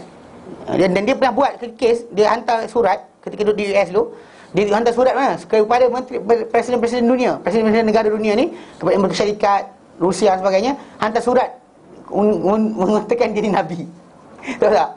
Ini pasal fitnah yang terbesar dalam manusia rasa apa? Dia sampai pada satu benda, Nabi terlupa. Memang masalah. Sebab kenapa Imam Malik kata, apakah fitnah lebih besar berbanding kau rasakan kau sampai pada satu kebaikan yang Nabi terlalai daripada kebaikan berkenaan. Okey, aku mendengar firman Allah Taala berfirman dalam surah An-Nur ayat 63, "Falyahzaril ladzina yukhalifuna an amrihi." Maka hendaklah berjaga-jaga, bimbang, takutlah orang yang menentang daripada perintahnya, perintah Allah Taala, perintah baginda, an amrihi, daripada perintah baginda atau arahan baginda, bahawa antusibahum fitnatun, bahawa akan menimpa mereka ni bala, au yusibhum adzabun alim, ataupun menimpa mereka ini azab yang pedih. Bimbanglah, takutlah, jaga-jagalah. Pasal kita langgar perintah Rasulullah, maka jaga-jagalah akan datang bala kepada kita. Dan Nabi Malik kata, bala mana lebih besar berbanding kau rasa kau sampai pada satu kebaikan yang Nabi terlalai daripadanya. Yang Nabi terlupa, kau pandai, kau sampai lebih awal daripada Nabi. Macam mana? Ini berlaku pada masyarakat kita bila kita kata apa? Kita ni pandai dan menyelamatkan orang mati, perlukan keselamatan. Dia kan terima ambing ketika tu nazak. Nabi ajar satu benda, tapi kita rasa ada better than that. Faham tak? Pasal macam orang ni mati, dia perlukan keselamatan dalam kubur ni. Jadi maka mari kita buat tahlil. Maksud dia pergi pandai dengan Nabi. Nabi tak tahu benda tu, Nabi tak ajar benda tu, tapi dia kata boleh. Sebab apa? Sebab dia datang ke alasan dia. Sebab Nabi cacakkan kayu pokok dekat kubur. Kemudian apa? Pokok tadi Nabi kata akan meringankan dosa orang berkenaan selama dia masih berzikir, masih basah. Tapi masalah benda tu Nabi buat sekali je, tak buat tiap hari. Setiap hari tak ada Nabi duduk kat masjid. Bilal cacak. Bilal cacak. Kan tiap hari lah gitu kan, betul tak? Kata buat macam Melayu kita, tanam pokok puding terus. Cocok-cocok tak mati-mati straight. Amboi. Best lah macam tu. Kan? Tanam betul-betul terus kayu kemboja kan. Pokok besar. Pokok tu berzikir terus, tak mati-mati. Orang bawah tu tadi tak ada masalah. Nabi betul tak benda macam ni. Imam Malik, Imam An-Nawawi rahimahullah, dia baca hadis berkenaan dan dia terangkan, dia kata ini khas untuk Nabi. First thing first, sebab Nabi tahu orang dalam kubur dia kena seksa. Kita tak tahu. Pasal benda tu hanya menafikan kalau orang tu kena seksa. Secondly, kan, perbuatan Nabi tu adalah doa baginda SAW. Itu sebab para sahabat tak buat benda tersebut. Kan, kita kata kalau dia kata para sahabat seorang buat, kita tengok yang ramai, yang tengok seorang. Kalau seorang sahabat kata minta diletakkan di atas kubur dia pokok dan sebagainya, jangan tengok yang itu, tengok yang ramai. Pasal perbuatan seseorang tak boleh mendawan dengan yang ramai. Kalau kita dalam para sahabat punya kedudukan, kalau para sahabat ni kaedah dia. Kalau sahabat-sahabat ramai, seorang buat benda pelik daripada yang lain, jangan ikut yang seorang, ikut yang ramai. Pasal seorang tadi mungkin riwayat tak betul, mungkin ada orang cerita tapi kita salah dengar, mungkin ada sikit banyak kebarangkalian. Yang satu kan ikut yang satu tu, tinggalkan yang ramai.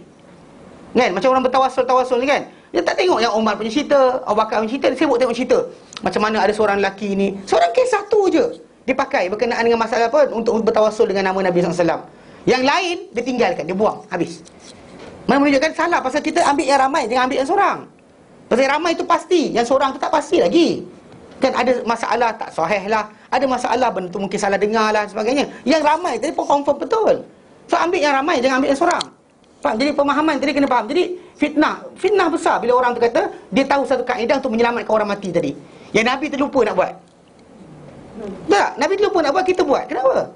Menunjukkan kita pandai daripada Nabi. Tu saya tegur bila yang saya cakap kan, ada seorang Tuan Haji, Datuk orang kata Tuan Haji kan, dia marah dengan Ustaz Ridwan pasal Ustaz Ridwan kata benda tu ada ritual kaitan dengan Hindu kan, Hinduism punya fahaman. Jadi dia orang tak puas hati. Jadi saya katakan dia, Allah sebut dalam Quran dalam surah Al-Hujurat ayat pertama, Allah nyatakan apa? Ya ayyuhalladzina amanu, hei orang beriman, la tuqaddimu baina yadayillahi wa rasulih, jangan kamu mandai-mandai di hadapan Allah dan Rasulnya. Ya, apakah lebih besar memandainya manusia ni kalau dia kata apa? Orang mati tadi saya tahu cara nak selamatkan dia. Bukan boleh pandai ke?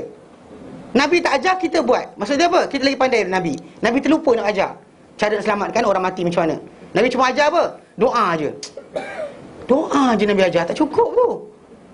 Siapa kata tak cukup? Soalan, siapa kata tak cukup? Kita kata tak cukup. Nabi kata tak cukup ke? Nabi kata tak cukup? Tak, Nabi kata cukup. Kan Nabi bila Nabi pergi atas kubur kata apa? Salu li sahibikum hadha tafdid, minta untuk sahabat kamu ni penetapan. Fa innahu yus'al an, dia sedang ditanya sekarang. Dia sedang tanya sekarang, minta untuk Allah Ta'ala bagi dia ketetapan. So, jangan dia lari daripada dia tersalah jawab dan sebagainya. So minta, ya Allah, Allahumma thabbithu, Allahumma waffiqhu lil khair, Allahumma thabbit. Mana tetapkan dia pada iman. Itu yang Nabi suruh kita doa. Tapi kita adalah kan over pandai kan. Masuk barulah belajar tinggi kan. Ada PhD, ada master kan. Duduk sian belajar bahasa banyak. Nabi tak tahu bahasa Inggeris kan. Kita tahu bahasa Inggeris. Ini perangai panggil attitude yang tak boleh ada pada seorang Muslim. Sebab apa? Sebab kita kata contoh terbaik dalam memahami atau mengagungkan nas, tengok para salafus soleh. Once kita buka ruang ni tak akan berhenti. Dia tak akan berhenti. Buka ngangakan dia tak berhenti. Itu sebab kita lihat macam ni yang dikatakan oleh para tabi'in berkenaan tajuk ini. Kita dapat perhatikan bahawa misal-misal golongan yang menyalahi sunnah ini adalah daripada golongan berjaga-jaga ataupun berlebihan dan ketaatan. Memang betul kita kata orang yang terjemah tadi yang tersilap tadi, dia terlampau berjaga over careful.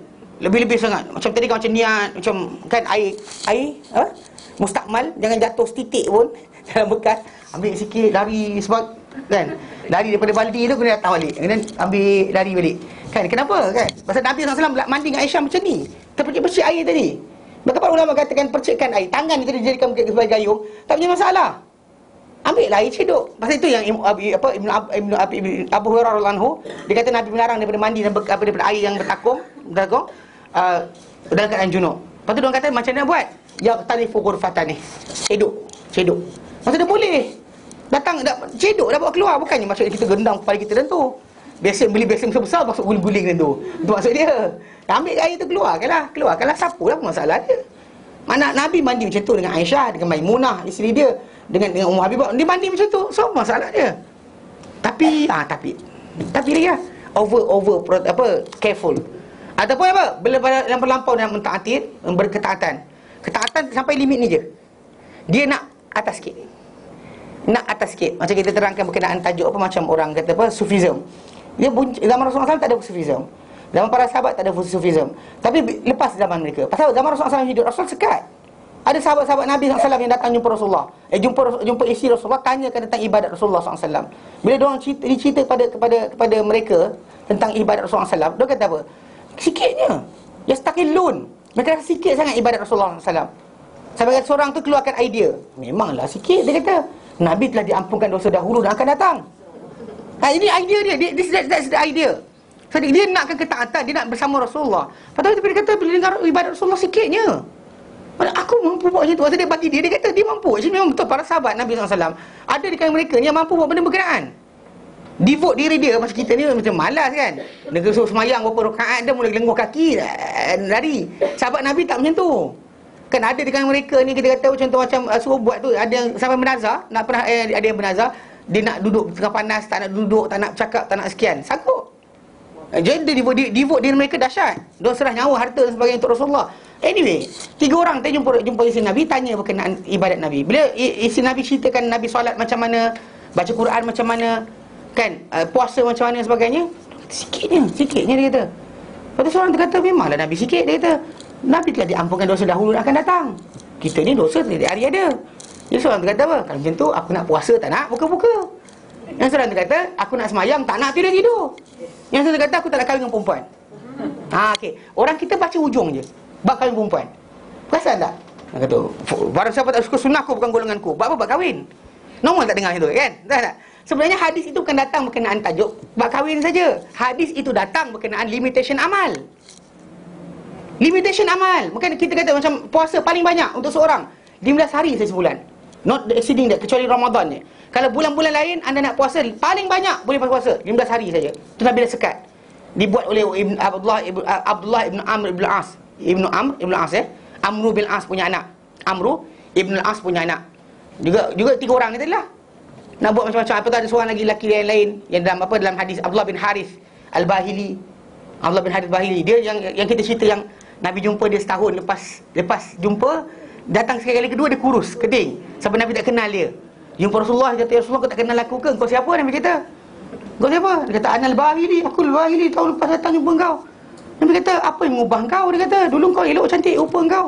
Maksud dia, bulat, elok. Terus tak elok. Dia kata, apa yang mengubah kau kan? Dia kata dulu waqad kunta hasan hay'ah. Maksud Nabi kata itu, ma ghayyaraka.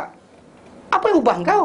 Dia kata, dulu kau elok rupa kau. Lepas tu dia kata, ya Rasulullah, aku tak makan sejak aku jumpa kau itu, setahun lepas, sampai hari ni melainkan malam aja aku makan, dia kata. Nabi kata 5 adzabta nafsak. Asal kau azab diri kau? Nabi kata sum syahrus sabri, puasalah bulan sabar, itu bulan Ramadan. Lepas tu wa yaum, dan sehari dari setiap bulan yang lain. Tuan Nabi bagi apa? Sehari je. Lepas tu dia kata, Rasulullah, zidni, tambah untuk aku ada kekuatan. Nabi kata fayaumain, 2 hari. Dia kata, Rasulullah, tambah lagi untuk aku. Nabi kata 3 hari untuk setiap bulan yang lain. Untuk dia bagi macam tu. Untuk separuh tu dia bagi paling limit dia selang sehari, 15 hari. Itu hadis dia datang untuk limitation amal. Orang kita baca faman raghiba an sunnati falaysa minni. Siapa tak suka sunnahku bukan golonganku. Baru buat kahwin. Salah. Hadis tu kan datang buat kahwin. Hadis tu datang bukan nak masalah pasal ketika tu ada orang kata apa, keinginan peribadi sebahagian para sahabat nak over ibadat. Yang bintu nawiyat yang ikat kepala dia kan, yang apa, dia semayang-semayang, dia sengguk ikat kepala. Dia ingat Allah Taala zikir, sengguk dia bangun solat. Sampai Rasulullah kata apa? Khudhu minal a'mal ma tutiqun.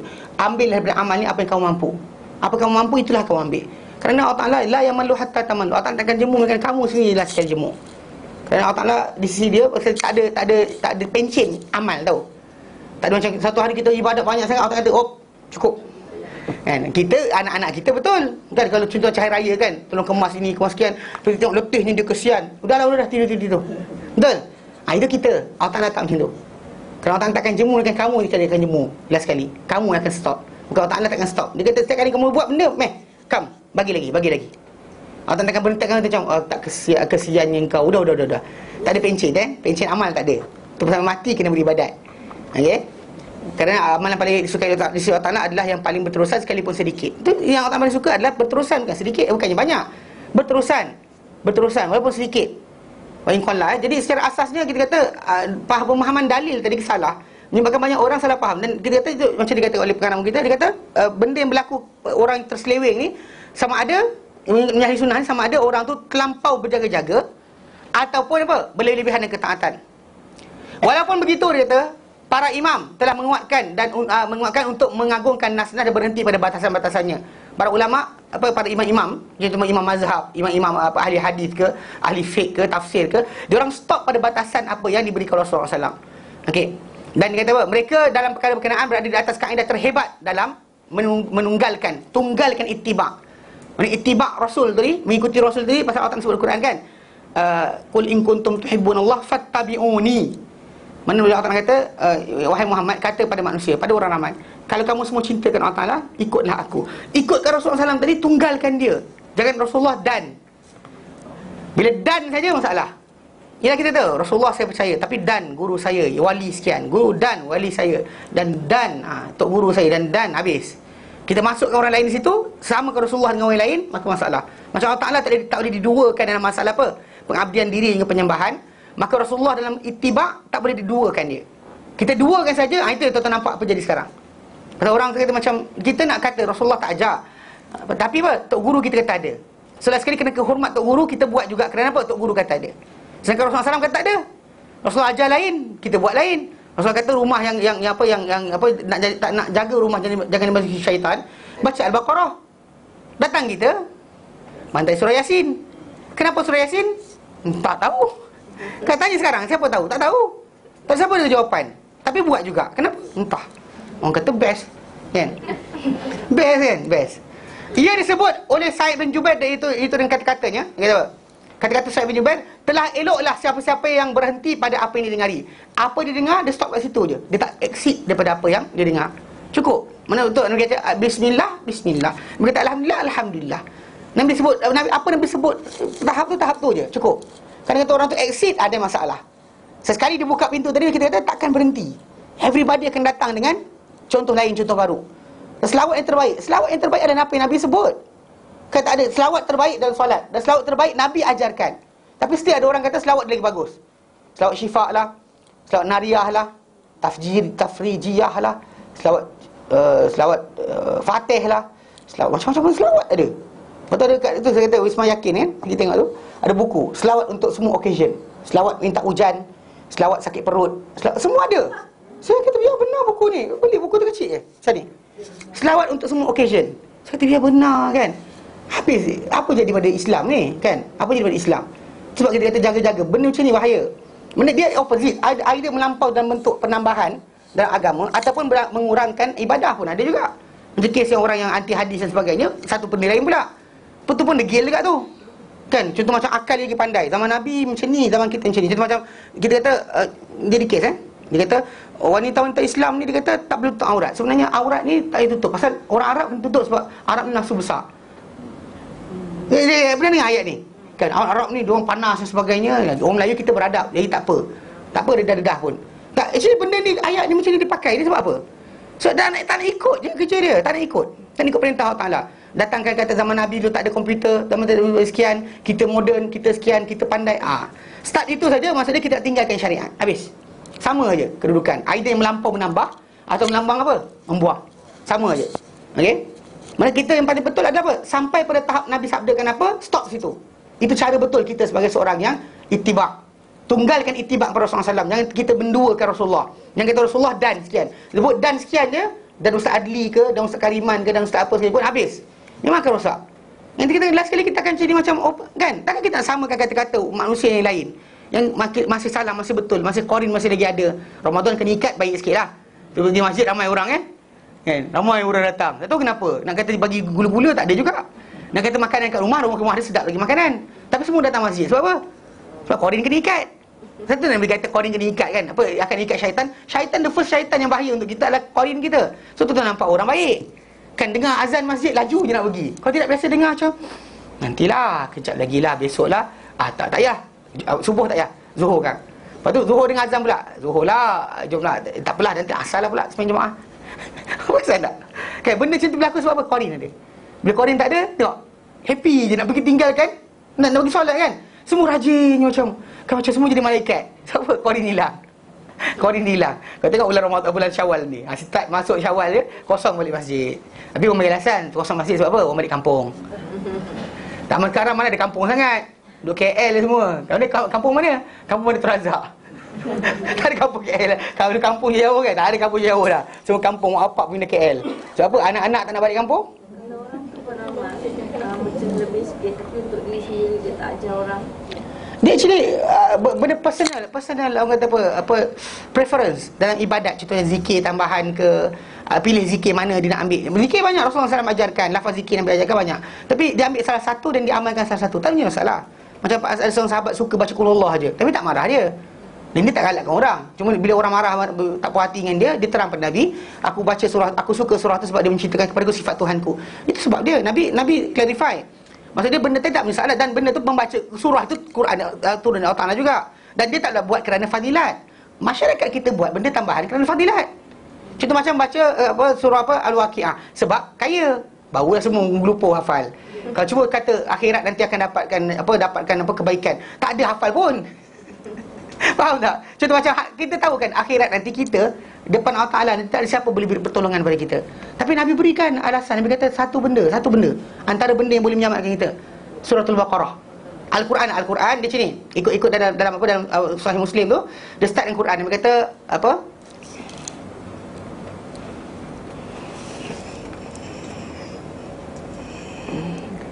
Akhdaha barakah.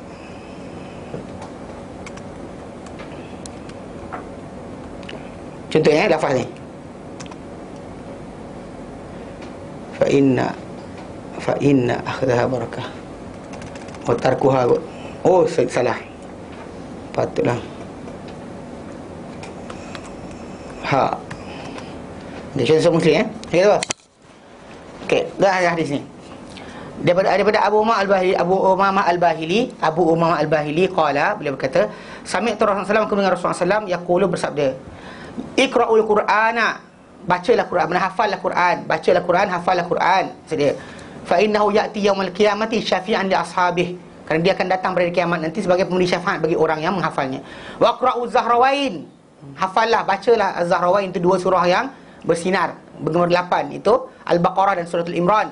Fa innahuma, kerana kedua surah ini ta'tiyan, akan datang yaumil qiyamati, pada kiamat nanti, ka'annahuma ghamamatan, seolah-olah kedua-duanya adalah dua awan yang awan-awan mendung, au ka'annahu ghayatan, atau dua awan hitam, au ka'annahuma firqan, atau dua kumpulan burung, sawaf yang mengepakkan sayap, tuhajani, berhujah, an ashabihima, bagi orang yang menghafal kedua-duanya. Tuan pemilik, orang yang memiliki dua surah tadi. Iqra'u, tak boleh seluruh Quran dua surah tadi. Tak boleh dua surah tadi. Iqra'ul Baqarah. Iqra'u suratul Baqarah, hafal suratul Baqarah, fa inna akhdaha barakah, kerana mengambil suratul Baqarah ini barakat. Wa tarkuha hasran, meninggalkan surah Baqarah ini adalah kerugian. Wala tastati al-batalah, tak mampu menandingi suratul Baqarah ini akan ahli sihir. Mana al-batalah tu as-saharah, ahli sihir. So anyway, kan nampak sini, mana paling besar lepas daripada Quran, tak boleh satu Quran, dia kejar al-Baqarah. Tapi banyak orang tak nak kejar. Dia macam Yasin, Yasin qalbul Quran. Dia ambil yang tak sahih, dia pakai untuk beriakan, pakai. Yang sahih dia tinggalkan. Waqi'ah, yang itulah. Sajadah kan. Sajadah pasal baca pagi Jumaat. Okey, kan. Sebenarnya ada surah sajadah yang lain, tapi sajadah okey. Anyway, yang tu yang Nabi amalkan. Tapi anyway, yang kita kata Nabi kata dapatkan, dapat surah ni berkat. Tapi orang tak kejar pun. Tapi tak ada protection Baqarah 3 hari itu kan. Kalau kita habis 3 hari, kita start balik Baqarah. Kena Baqarah dia. Tak apa. Tapi tak sempat baca yang lain. Apa itu masalah dia? Yang itu masalah dia. Itu masalah pertama sekali. Apa yang tak sebab baca yang lain tak baca pun. Kadang-kadang yang lain bukan akal lah orang lain. Yang lain tak baca pun. Yang lain tak baca pun sebenarnya. Kan? Baca Baqarah je mana ada. Pasal ambil surah tadi kita dapat keberkatan. Nabi kata ambil surah tu tak dapat seluruh Quran. Ambil Al-Baqarah ni guna. Kecil kan? Paling kecil yang bagi tu. Memang kita kata surah lain pun ada, tapi surah yang untuk amalan maksud dia. Untuk beramal, maka ambil surah berkenaan. Tapi kita tak nak tinggalkan. Sebab apa? Nak simplest dan simpler. Mana simple, betul? Simplest. Paling bawah sekali. Apa sal kan? Masa kosong banyak. Kan? Tapi ialah televisyen ada. Macam mana kan? Al-Mulk satu untuk kubur. Yang depan Allah Ta'ala nak jawab apa? Kalau dia kata orang dekat kubur saja, okey lah fine. Kat depan Allah Ta'ala dia jawab apa? Ambil salah satu dulu. Kan? Kalau kita kata kita sini, bukan tak boleh. Dia tak perlu kata Al-Mulk Al-Baqarah. Yang paling sahih ni, ambil yang sahih dahulu. Yang ada sekian, tinggalkan dulu. Ambil yang dahulu sahih. Kemudian bawa tambah yang satu lagi. Ambil yang pertama ni dulu. Hafal yang pertama ni dulu. Tolong kata ustaz banyaknya. Tolong kata lepas ni tinggalkan saya taklim. Sebab ustaz dia paksa hafal Baqarah. Dah takkan saya nak ajar benda lain. Kan Nabi ajar macam tu. Itu Nabi tekankan. So tekankanlah surah tadi penting. Ya. Baqarah panjang sangat sebab makan. Actually sebenarnya bukan panjang sangat. Orang tak pernah baca, tak pernah start pun. Tahu tak cerita di sini? Kita kadang-kadang kita masa saya kata mendahului takdir. Takdir tak tahu pun apa jadi hadapan masa akan datang. For the first thing first. Kalau kita dah buat effort kita dah buat. Kan struggle kita dah struggle lah. Menjijik air mata. Kan? Menjijik air mata nak menghafal. Okey, Allah Ta'ala tahu kita punya effort. Actually niat seseorang tu lebih baik dari amalan dia. Kalau orang tak capai akhir pun sekali, tapi dia usahakan, Allah Ta'ala akan berikan pahala apa yang dia nak daripada benda berkenaan. Kalau orang tak nak bangun malam kan, tapi tak dapat bangun malam, dia cuba nak bangun malam, pasal jam tidur juga, tapi dapat pahala tak? Pahala dia berjalan tau. Orang kan dalam hadis Nabi SAW ada ketika dalam perang Tabuk kan, diorang para sahabat pergi sampai ke Jordan, sepadan Jordan tu. Nabi kata kepada para sahabat apa? Sungguhnya di Madinah ada orang yang kamu ni yang bersama aku ni tak naik bukit, turun bukit, masuk lembah, keluar lembah, mereka bersama-sama kamu nak buat pahala. Yang menghalang mereka tak boleh keluar sebab apa? Kemiskinan. Kalau mereka kaya mereka keluar, tapi mereka tak boleh keluar. Mereka kerana tersekat mereka tak boleh keluar. Tapi niat betul. Maka Nabi beritahu kerana itu adalah wahyu Allah Ta'ala. Nabi beritahu ada orang dapat pahala macam tu sekali. Tak keluar, tapi niat dah sampai. Niat menyebabkan pahala para sahabat keluar tu, dia bersertai para sahabat yang keluar. Itu sebab kenapa? Kena betul dahulu. Dia jangan kita bagi alasan tak nak buat kerana malas. Bukan sini tempat lain juga. Okey. Faham Pasal actually kadang-kadang orang tu tak tahu apa bangsa akan datang. Contoh macam kita okey. Contoh perkahwinan. Perkahwinan boleh jadi betul, boleh jadi gagal, betul? So kalau orang tu awal lagi, tak naklah kahwin nanti tak jadi perkahwinan. Boleh tu. Tak happy nanti kan, baik tu saya kahwin macam tu. Lepas tu nanti dia every time nak buat satu benda, semua didatangkan dengan apa? Excuse untuk tidak. Tak keluar rumah orang tu. Yang keluar dah nanti kan accident langgar di kereta kan. Jangan sekian lah, tentang beras nanti kita beli nanti kan, tak dah rosak kan. Every day tak boleh keluar rumah. Faham tak? Mati kita dalam rumah. Sebab kenapa? Jangan melalui takdir. Pasal takdir Allah Ta'ala di depan tu kita tahu. Apa akan happen berlaku? Tak tahu. So langkah dahulu, bergerak dahulu. Macam kita kata kan, bila kita kata kalau burung, kan Nabi kata kalau kamu bertawakal pada Allah dengan sebenar-benar tawakal, Allah akan rezekikan kamu macam rezeki pada burung. Burung tu keluar pagi dalam keadaan tembuluk dia kosong, balik petang dalam keadaan tembuluk dia penuh. Tapi dia keluar, dia bukan duduk diam kat situ, tawakal dia duduk diam je. Kalau tak nak bagi kan dia doa, Allahumma arhamni bil Quran waj'alhu li imaman wa nuran wa hudan wa rahmah. Allahumma dzakirni minhu ma nasitu. Ya Allah, ingatkan aku apa yang aku lupa. Kau tak pernah hafal, macam nak lupa? Faham tak? Bukan. Tak pernah pun start hafal pun. Mula start. Kena mula tau. Mana ambil azam kan? Azam kita adalah menghafal. Mula menghafal Quran. Ambil surah yang Nabi galakkan kita hafal, yang akan menjadi penghujah. Gila kan? Zaman di waktu tak ada siapa jadi penterjemah bagi kita, surah tu akan datang pertahankan kita. Seriously. Tak ada siapa nak ke? Nak, tapi bukan apa? Bila bagi benda dunia, orang bekerja. Bila benda sebut untuk akhirat, macam tak apalah, saya cek yang lain. Faham tak? Mana ambil. Walaupun dapat sikit, dapat separuh, dapat sikit. Mana walau sikit berkat tadi. Katakan berkat tu sebesar lautan. Dalam Baqarah tu katakanlah, Rasulullah kata mendapatkan hafal dia adalah keberkatan, meninggalkan adalah kerugian. Katakan keberkatan tu, kita kata bayangkan dia sebesar bukit lautan kan. Kalau dapat sikit pun sikit lah. Segayung-gayung lah. Kan? Satu ni. Satu cedukan tangan pun cedukan tangan. Asalkan dapat.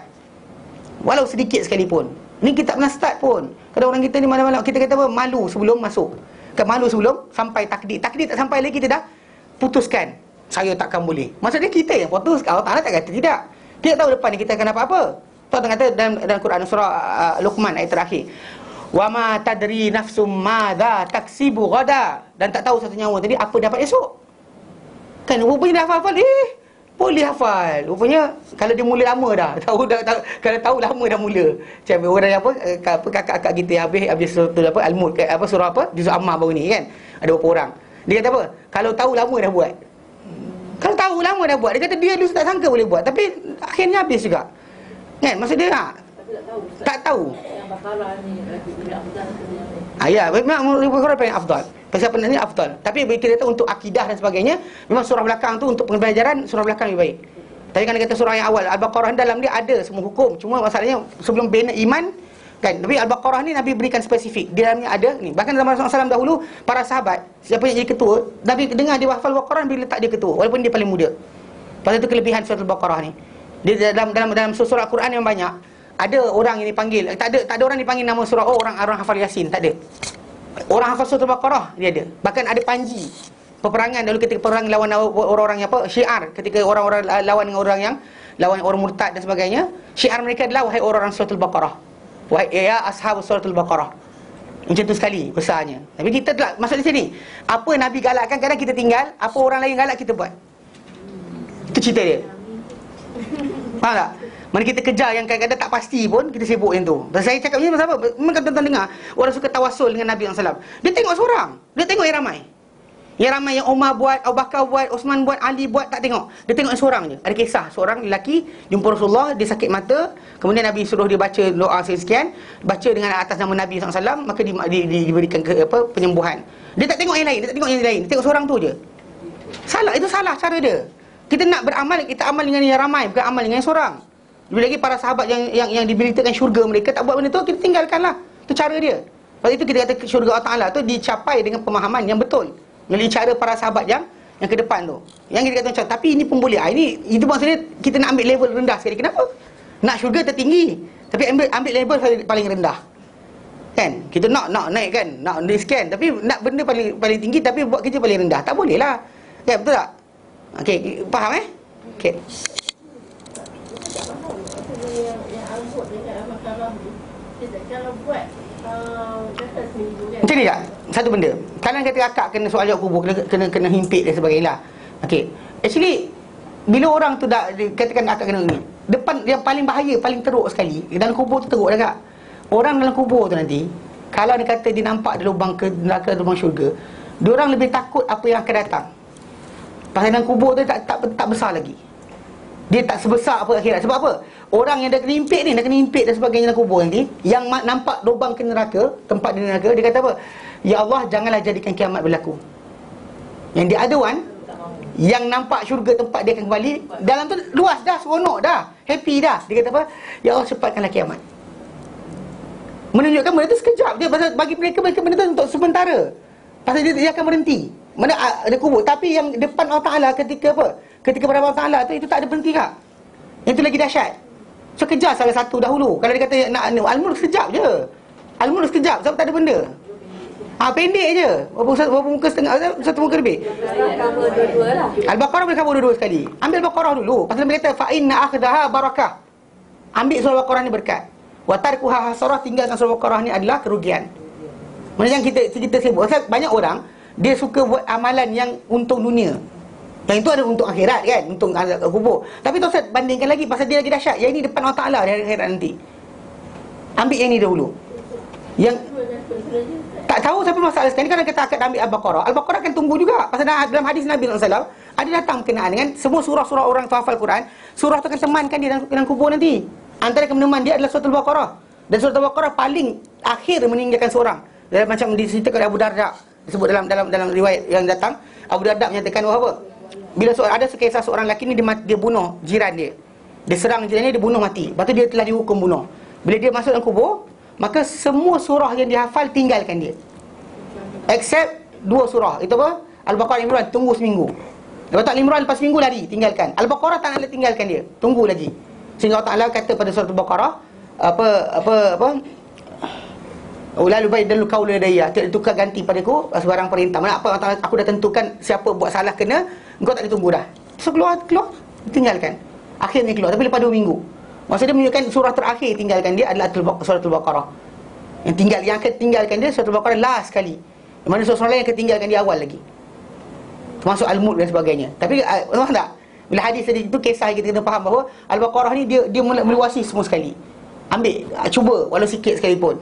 Kan tajuk saya tak start tak tahu. Kan? Tak cuba tak tahu. Dan kita macam tapi takutlah risiko kan. Banyak orang datang pergi menyaga berani je, berani. Hafal surah Al-Baqarah tak berani.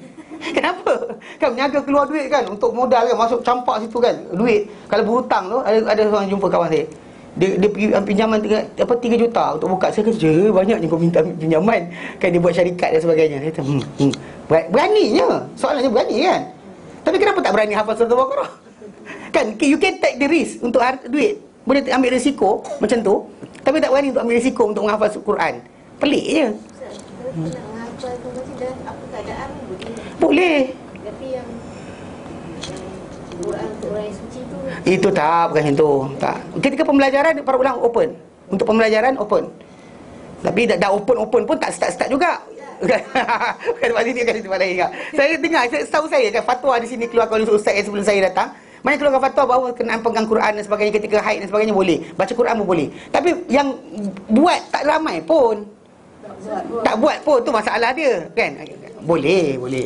Faham Jelas ada yang katakan kita hafal the last 2 verses Al-Baqarah. Okay. Dan ayat 10 ayat terakhir Al-Baqarah. 10 ayat terakhir. datang mana Al-Kahfi ada. Al-Kahfi ada. Al-Baqarah tak pernah dengar. Diberikan Rasulullah SAW penutup surah Al-Baqarah. Ya, sebagai apa? Sebagai doa. Sebagai doa. Doa tu ya. Doa tu ada. Doa tu tapi tak sampai 10 pun. 3-4 ayat je. Okey, jelas.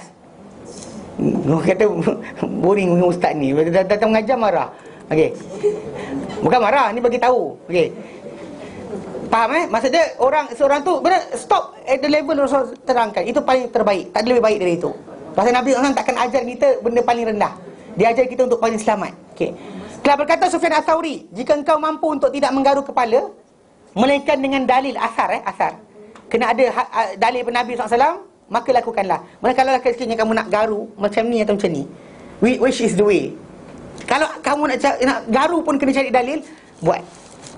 Manakala boleh macam tu sekali. Nak buat benda tu, nak berdalil, cari dalil. Kalau nak buat tu, kalau tak dalil tak nak buat, then try if you can. Maksud dia apa? Bersungguh-sungguh mereka dalam apa? Memastikan every movement mereka buat berkaitan dengan tajuk apa? Gesture, pergerakan pun diorang akan elakkan daripada kalau buat tanpa dalil. Kalau boleh. Tapi bukan semua Nabi SAW suruh macam tu. Faham tak? Tapi macam bersalaman. Jangan alihkan muka sehingga orang berkenan alihkan muka dia. Jangan lepas lagi orang tak lepas. Dia masalah kalau seorang tak lepas, masalah juga. Nabi SAW tak akan lepaskan sebenarnya orang tu tarik. Baru Nabi lepaskan. Kalau kita dua-dua sekali tunggu-tunggu, tak lepas. Anda mana? Kau salah aku salah kau. Asal lepaskan, Nabi tak lepaskan. Bukan macam tu cara dia.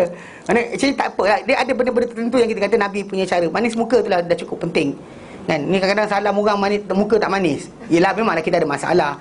Kan ada kesusahan dan sebagainya. Tapi jangan jadikan alasan untuk tidak manis muka. Faham? Yang tempat lain, pandang tempat lain. Kan? Okey. Kerana tapi lah kalau lelaki dengan perempuan logik lah. Kalau orang tu datang jumpa saya tanya soalan, takkan saya tenung muka dia tenung macam tu. Tak boleh lah. Tak elok. Kan? Di Islam tenung muka orang tu. Kalau dia perempuan, kalau lelaki tak apa pandang muka. Kalau perempuan saya, kalau ustaz tu tunduk, faham lah. Jangan kata ustaz ni saya tengok muka aku. Jangan macam tu. Tak letup kan tu. Tak faham tak? Jangan macam tu. Tak boleh lah. Kan?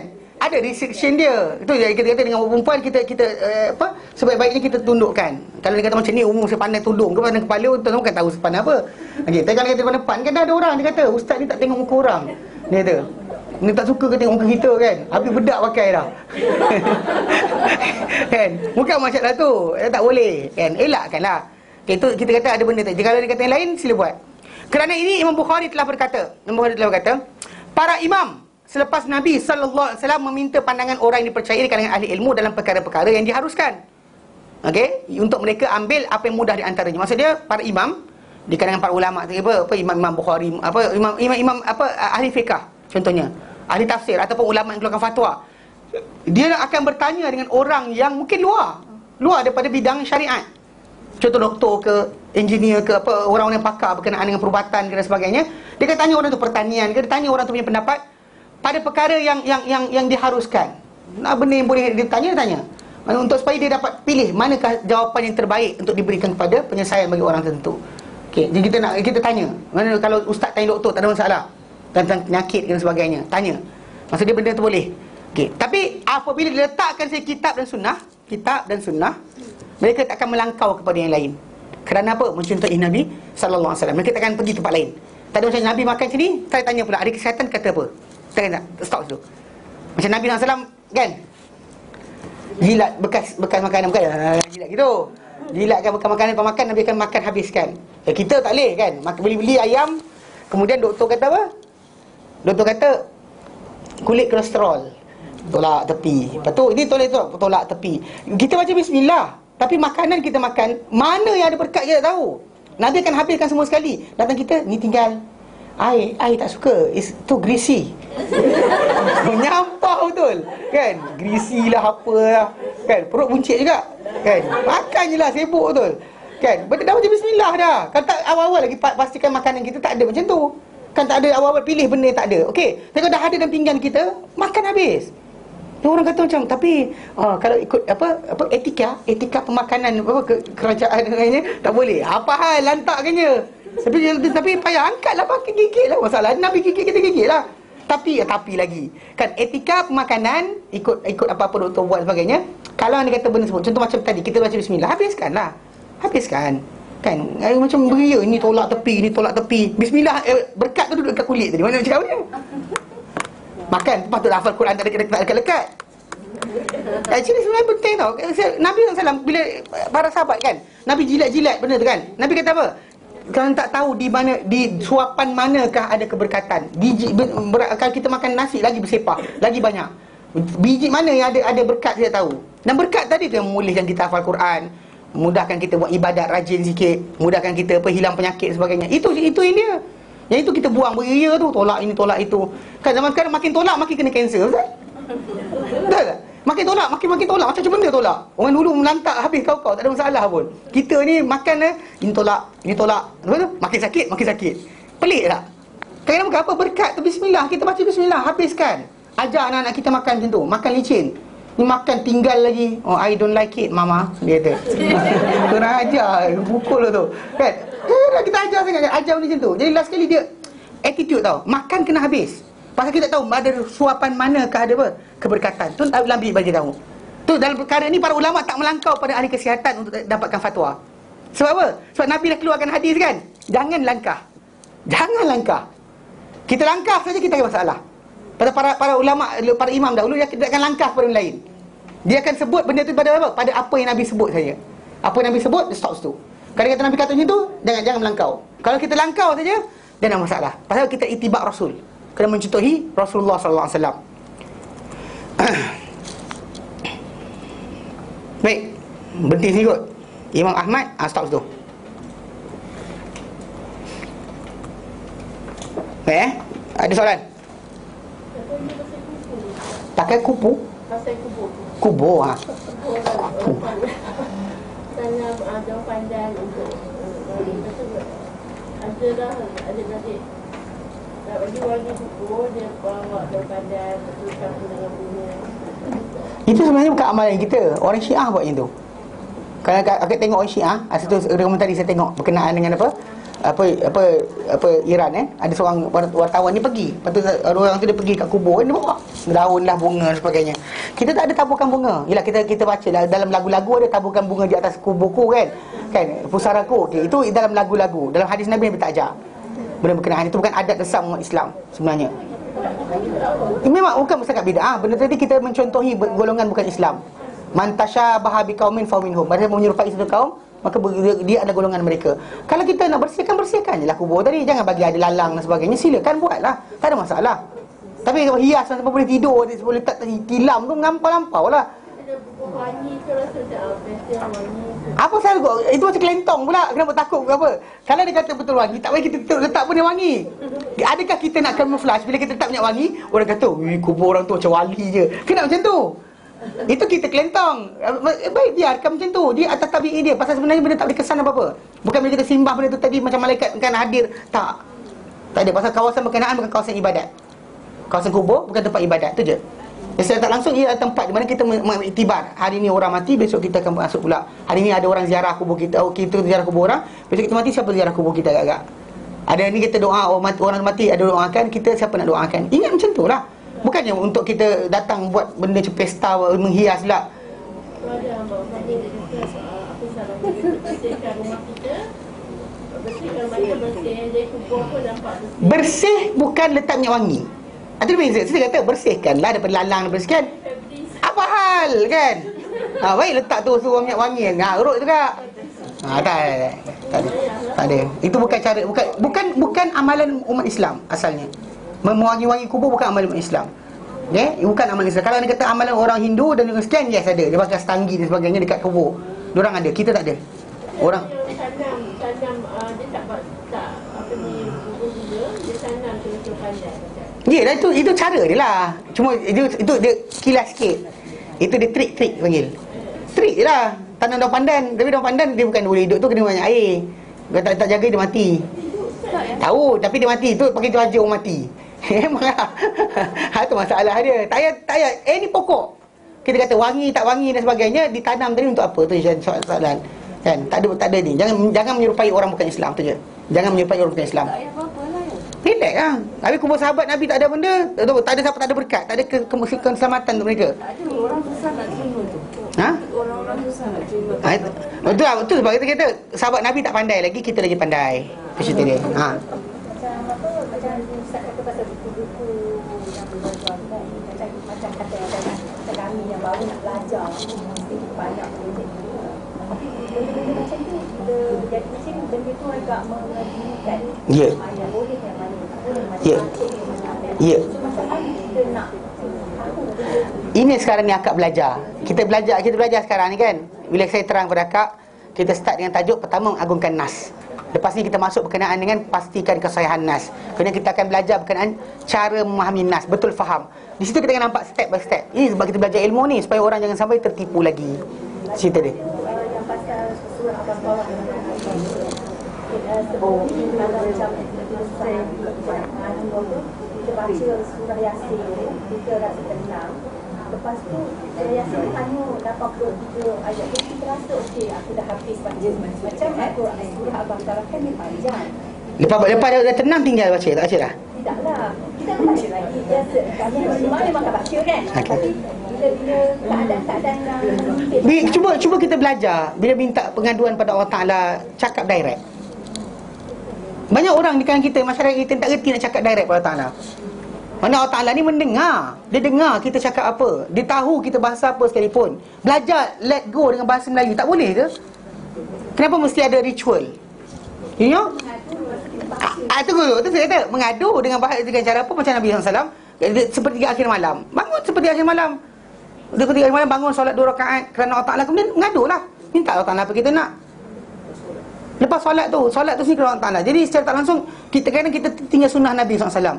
Nabi bila ada perkara yang merunsingkan baginda akan solat. Tu Nabi SAW punya keadaan. Bila ada benda kan datang perkara yang ni, Nabi akan solat. Bukan solat hajat. Nabi akan solat. Nabi gunakan solat sebagai penenang baginda SAW. Bukannya tempat macam tadi. Kita bukan ada mentera, faham? Kena pula akad. Okey, contoh macam akad biasa baca Quran tak hafal. Lepas tu bila katakan mushaf hilang, tempat kena musibah tu akad tak ada mushaf nak baca. Surah Yasin kat masjid pun tak ada dah. So nak baca apa? Kan pening kepala. Benda tu actually sebenarnya solat je. Bangun solat. Itu cara Nabi SAW sebut, yang Nabi SAW amalkan. Ya. Malam tu yang Nabi buat ada solat Bangun malam? ada fix tak? Tak, Nabi tak fix kan. Pasal dalam Al-Quran sendiri pun ada hadis Nabi kata salatul lail masna. Solat malam tu dua. Bila kamu bimbang akan masuk subuh, maka sembahyang 1. Maksudnya Nabi SAW buka dengan lafaz itu. Kalau orang tu nak bangun 25 ke 50 rakaat ke sembahyang lah, tak masalah. Tak ada masalah langsung. Nabi open. Bulan Ramadan pun sama. Dalam Ramadan, luar Ramadan. Pasal Nabi lafazkan macam tu. Salatul lail masna. Solat malam tu dua. Yang kita buat kat masjid tu pasal nak mudahkan orang yang tak nak sembahyang sendiri. Tu cerita dia. Surah Yasin tu solat malam Nabi dia ada baca surah Al-Imran 194 tu kata. Tak juga kan ada itu balik pada hadis Nabi kata apa? Atau baca Quran sendiri surah Al-Muzammil. Allah Taala kata apa? Faqra'u ma tayassar lakum minal Quran. Bacalah apa yang mudah untuk kamu daripada Al-Quran. What is easier for you? What is easy for you? Itu surah ke itu baca? Faqra'u ma tayassar minal Quran, from Quran. Iqra, bacalah apa yang mudah untuk kamu dari Quran. Dan Nabi sini kata pada para sahabat lebat solat, dia kata, Iqra ma tayassar lakum minal Quran. Tak, itu maksud baca dalam solat ke? Ya, dalam solat. Pasal surah Al-Muzammil tadi suruh bangun solat. Saya tahu, tapi Ha. yang Abdul Yasin ni cakap yang baca 194 tu baca dalam Qiyamul Lail. Tak ada siapa boleh tetap. Dalam Qiyamul Lail, baca Tidak ada siapa boleh tetapkan. Sini, satu benda kena faham. Tidak ada satu solat pun Nabi kata bacalah surah sekian saja. Tak ada. Nabi tak pernah tetapkan satu surah. Kalau kita tengok perbuatan Nabi, yes, Nabi ada buat. Tapi Nabi galakkan tak? Sebab kenapa Nabi sendiri sebut pada para sahabat, baca Quran kata faqra'u ma tayassara minal Quran. Bacalah apa yang mudah untuk kamu semua daripada Al-Quran. Itu dalam surah Al-Muzammil tu untuk bangun malam. Qumil laila illa qalil, bangunlah 10 malam kecuali sedikit. Nisfahu, separuh dia. Awin kus atau Quran separuh. Qalil au zid alaihi, atau lebihkan lagi. Wartil Quran tartila, baca Quran dengan tartil dalam solat kamu. Maksudnya itu dalam solat malam. doa pun open Ustaz. Doa open. Siapa dia kata doa mesti limited? Dalam buku tu dia cakap doa yang Israfil ni. Setiap orang ada masalah masing-masing. Setiap orang ada keperluan masing-masing. Dan dia perlukan minta Allah Ta'ala. Kalau dia kata semua nak kena hafal, berapa ramai yang kat sini boleh hafal lagi? Kan suruh hafal surah kan lari kan. Kita suruh baca hafal Al-Baqarah sampai ayat berapa sekarang? So, tafsir Maudhu'i 16 pun dah perempuan memang gelupur, dah nak lari. Takut kena tanya. Saya tak tanya, mungkin tak tanya. Kalau saya tanya, masalah. Dan besok hilang. Itu pun kita kata payah nak hafal Quran. Apa tak lagi yang lain? Kita kata nak hafal doa-doa macam tadi kan. Wahai Rabbi Mikail Israfil dan sebagainya. Kita jangan ambil yang benda pelik, yang payah untuk kita. Pasal Nabi mudahkan, kita mudahkan. Baca apa yang mudah, baca apa yang mudah. Qul huwallah saja pun boleh, tak ada hal. Dalam solat. Ya. Baca qul huwallah je tak apa. Masalah. Ya. Kita dah sembahyang tarawih. Tak boleh sembahyang tahajud dah. Bukan. Sebenarnya dia bukan solat tarawih, solat witir. Pasal sebelah solat witir tu jadikan penutup. Maksudnya kalau dia kata kita tak nak solat lagi, solat dan kita solat bersama imam, tak payah solat dah lah. Pasal Nabi kata barang siapa bangun bersama imam, maka ditulis pahala sepanjang malam. So as long as you get up with imam, imam solat witir, kita solat witir, imam berhenti, kita berhenti, stop kan. Jangan tunggu imam balik dia sembang makan-makan lagi, tunggu di masjid. Semua tunggu pasal imam tak balik lagi. Bukan itu maksud dia. Maksud dia Nabi kata dah hadis berkenaan, barang siapa balik bersama imam, maksudnya imam habis sembahyang, dia habis sembahyang juga, maka dia tulis pahala sepanjang malam. Di kes sebab Abu Dzar Al-Ghifari, dia Nabi sembahyang dengan mereka 1/3 malam, setengah malam. So, jadi bila setengah malam tu dia minta Rasulullah, dia kata Rasulullah bangun nak masuk rumah. Dia kata Rasulullah, bagilah separuh lagi malam kau untuk kami, solatlah bersama kami lagi. Nabi kata barang siapa solat bersama imam, maka dia tulis untuk imam balik, dia tulis pahala untuk dia sepanjang malam. So tak payah sembahyang dah lah. Sebenarnya kita jangan over limit diri kita. Pasal kita bukannya beramal untuk Ramadan sahaja, kita beramal untuk luar Ramadan sekali lepas ni. Mana Ramadan ni latihan. Mana sekarang ni dah buat latihan, so lepas Ramadan boleh buat lagi, tu maksud dia. Itu matlamat asal dia. Lepas tarawih tu tahajud tak payah dah. Tak payah dah. Kalau kita macam perempuan semain kat rumah, Kat rumah tak ada masalah lah, kita kata semain tu. Kalau nak tambah lagi, as long as tak buat witir, you can. Witir tu penutup. tak boleh dah buat. Bukan tak boleh, haram. Maksud dia kalau buat je lah, tak ada masalah. Tak ada witir, tak jangan dua witir. Jangan pula solat witir sekali lagi, lepas witir pula sekali lagi. Tak boleh lah. Semain tarawih, jika imam di masjid tu buat kita keluar pada dapat tak dapat lah. Sepanjang malam. Pahala sepanjang malam. Tak tahu qiyam dapat. Qiyam actually apa benda kita buat, baca Quran ke, lepas tu baca buku kisah para nabi ke benda, lepas dari itu kira sebagai ibadat lah. Anything kita buat lepas daripada malam tu, selagi tak tidur pun qiyam. Lepas daripada tidur panggil tahajud. Tu je. Apa anything kita buat lepas tidur panggil tahajud. Boleh lah kita tahajud. Tak, tu tak ada soalan. Sekarang nak buat lagi apa, dah buat dah. Kan Nabi kata kalau dah buat bersama-sama imam, tak payah kita buat banyak kali. Sekarang macam ni, jangan beratkan diri anda. Ramadan buat, luar Ramadan tak buat. Bantai 2 kali. Kat masjid buat sekian, rumah buat sekian. Lepas Ramadan kan tidur kho. Jim dan Zalzra Zaisin Syadat Taza kan, tak bangun langsung. Jangan macam tu. Kita bangun mengaji Quran boleh lah. Ya, bangun mengaji Quran ke. Okey, tak ada masalah. Tapi yang penting sekali ni, jangan buat 2 witir je. Kalau kita nak bangun solat lagi, jangan buat witir sekali lagi. La witron fi laila. Nabi larang, jangan 2 witir satu malam, tu je. Yang solat sunat tak ada masalah. Itu yang bukan, itu kisah dia sahabat Nabi yang rasa tak boleh bangun dah. Okey, dah. Ke takut nak tanya soalan? Ya. Lebih afdal lah perempuan wanita yang solat tarawih di masjid Rumah. lebih afdal. Tapi Ya. kita dapat juga yang Dapat. satu malam. Ya, dapat. Pasal kisah sini, dengar sini. Nabi kata apa? La tamna'u ima Allah masajid Allah. Yang kamu sekat hamba-hamba wanita Allah daripada masjid Allah. Wa salatuhunna fi buyutihinna khairul lahun. Solat mereka di rumah mereka lebih baik untuk mereka. Okey. Jelas Okey, berhenti sini. Wallahu alam. Wa sallallahu ala sayyidina Muhammad wa sallam ala alamin. Subhanaka wa bihamdika asyhadu an la ilaha illa anta astaghfiruka wa atubu ilaik. Assalamualaikum warahmatullahi taala wabarakatuh.